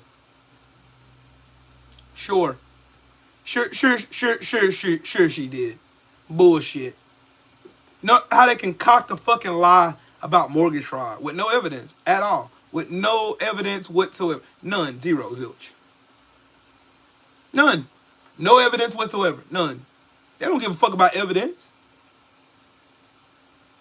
They don't care. They did the same thing to Adam Schiff. They tried the same thing with the governor of the Federal Reserve. Another black woman. Failed miserably again. So that's their trick. Mortgage fraud. Oh, I got grounds to fire you now. Even without evidence, I got grounds to fire you now. And that's exactly what the fuck they tried to do. See, I was telling my wife this yesterday. See, America has got to get the balls that the people of Nepal got. Yeah, we got to get the balls of the people of Nepal. Because what they did was, they ran out their fucking corrupt leader and his whole administration and set the fucking, the wherever the fucking president prime minister or whoever the fuck is, wherever they reside, they set that shit on fire. Held an election on Discord and elected their first fucking female fucking leader. And it's legal. We need to do the same thing South Korea did. Same thing. Same thing.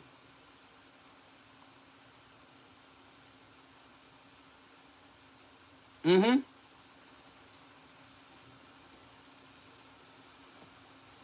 Fuck Pam Bundy. Fuck Trump. Fuck this whole raggedy piss-ass administration. I hope that shit goes down in flames. I hope it does. I hope everything they plan on doing backfires on them tremendously. I hope it does. I pray the day it happens. I can't wait till it happens. I can't wait.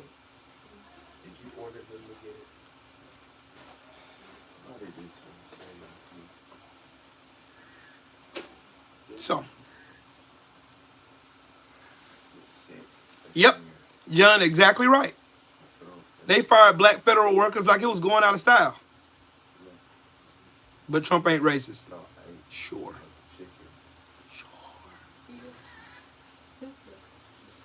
Huh? 5 wings. What? 5 wings. 5 wings. What's that mean? Oh, the chicken finger plate. I don't know where that's from, but I don't like it anyway. Well, guys, I think I'm done ranting and raving. What y'all think?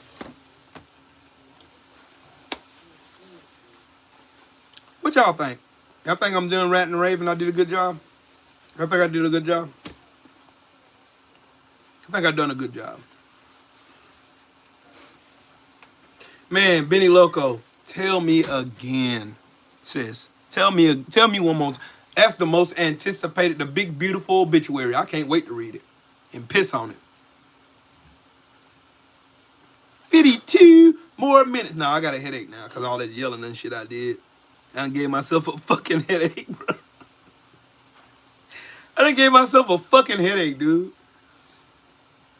That's gonna be that's gonna be the #1 bestseller on any fucking list anywhere in the world.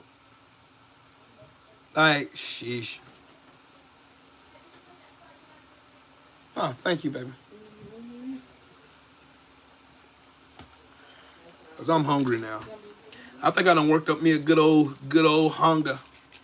A good old hunger.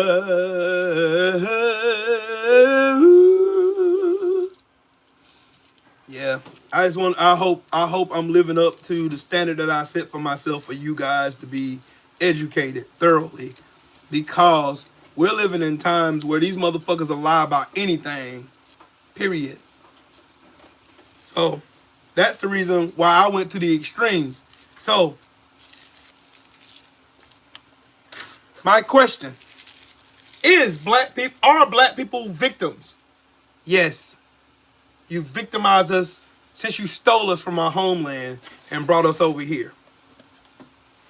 You continue to victimize us with systems of oppression that you've been using since the days of Jim Crow. Still doing it. When are y'all going to look in the mirror? When are you going to take accountability for your own actions? And when are you going to clean up your own people instead of worrying the fuck about us? We can clean our people. We can clean up our people. We can do that. Give us our fucking money. We ain't asking. We're demanding our fucking reparations.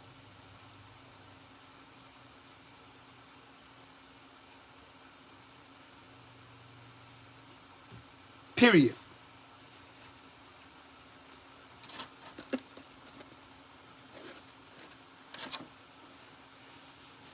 Man, John, I had to whoop my boss's ass. He had to catch your ass. We had to catch his motherfucking fade. This motherfucking fizz aid, for real.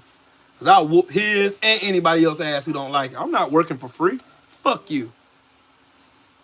Fuck you. You gonna pay me my money. Unless you salary. Young D. Bryant, salute to you, man. Ain't no fucking way, dog. No fucking way where I'm working on the weekend for free.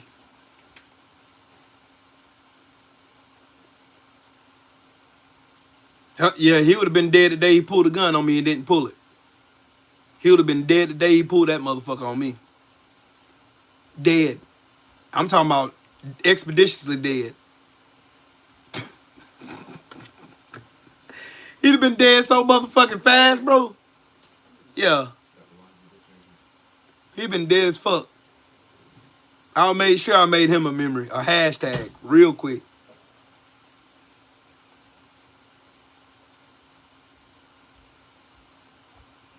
But anyways, shout out to the mighty LDBC. Shout out to every last one of y'all. Shout out to everybody who subscribed to the channel. If you ain't subscribed, subscribe. You learn shit over here. And you see the kind of people that I like rolling around with. All of us know our shit. Iron sharpens iron. That's how we get better. And that's how we do better. And that's how we fix this shit. Because this shit ain't it. So please, the next time somebody comes, oh, you want to be a victim? I am, bitch. Stop victimizing me then.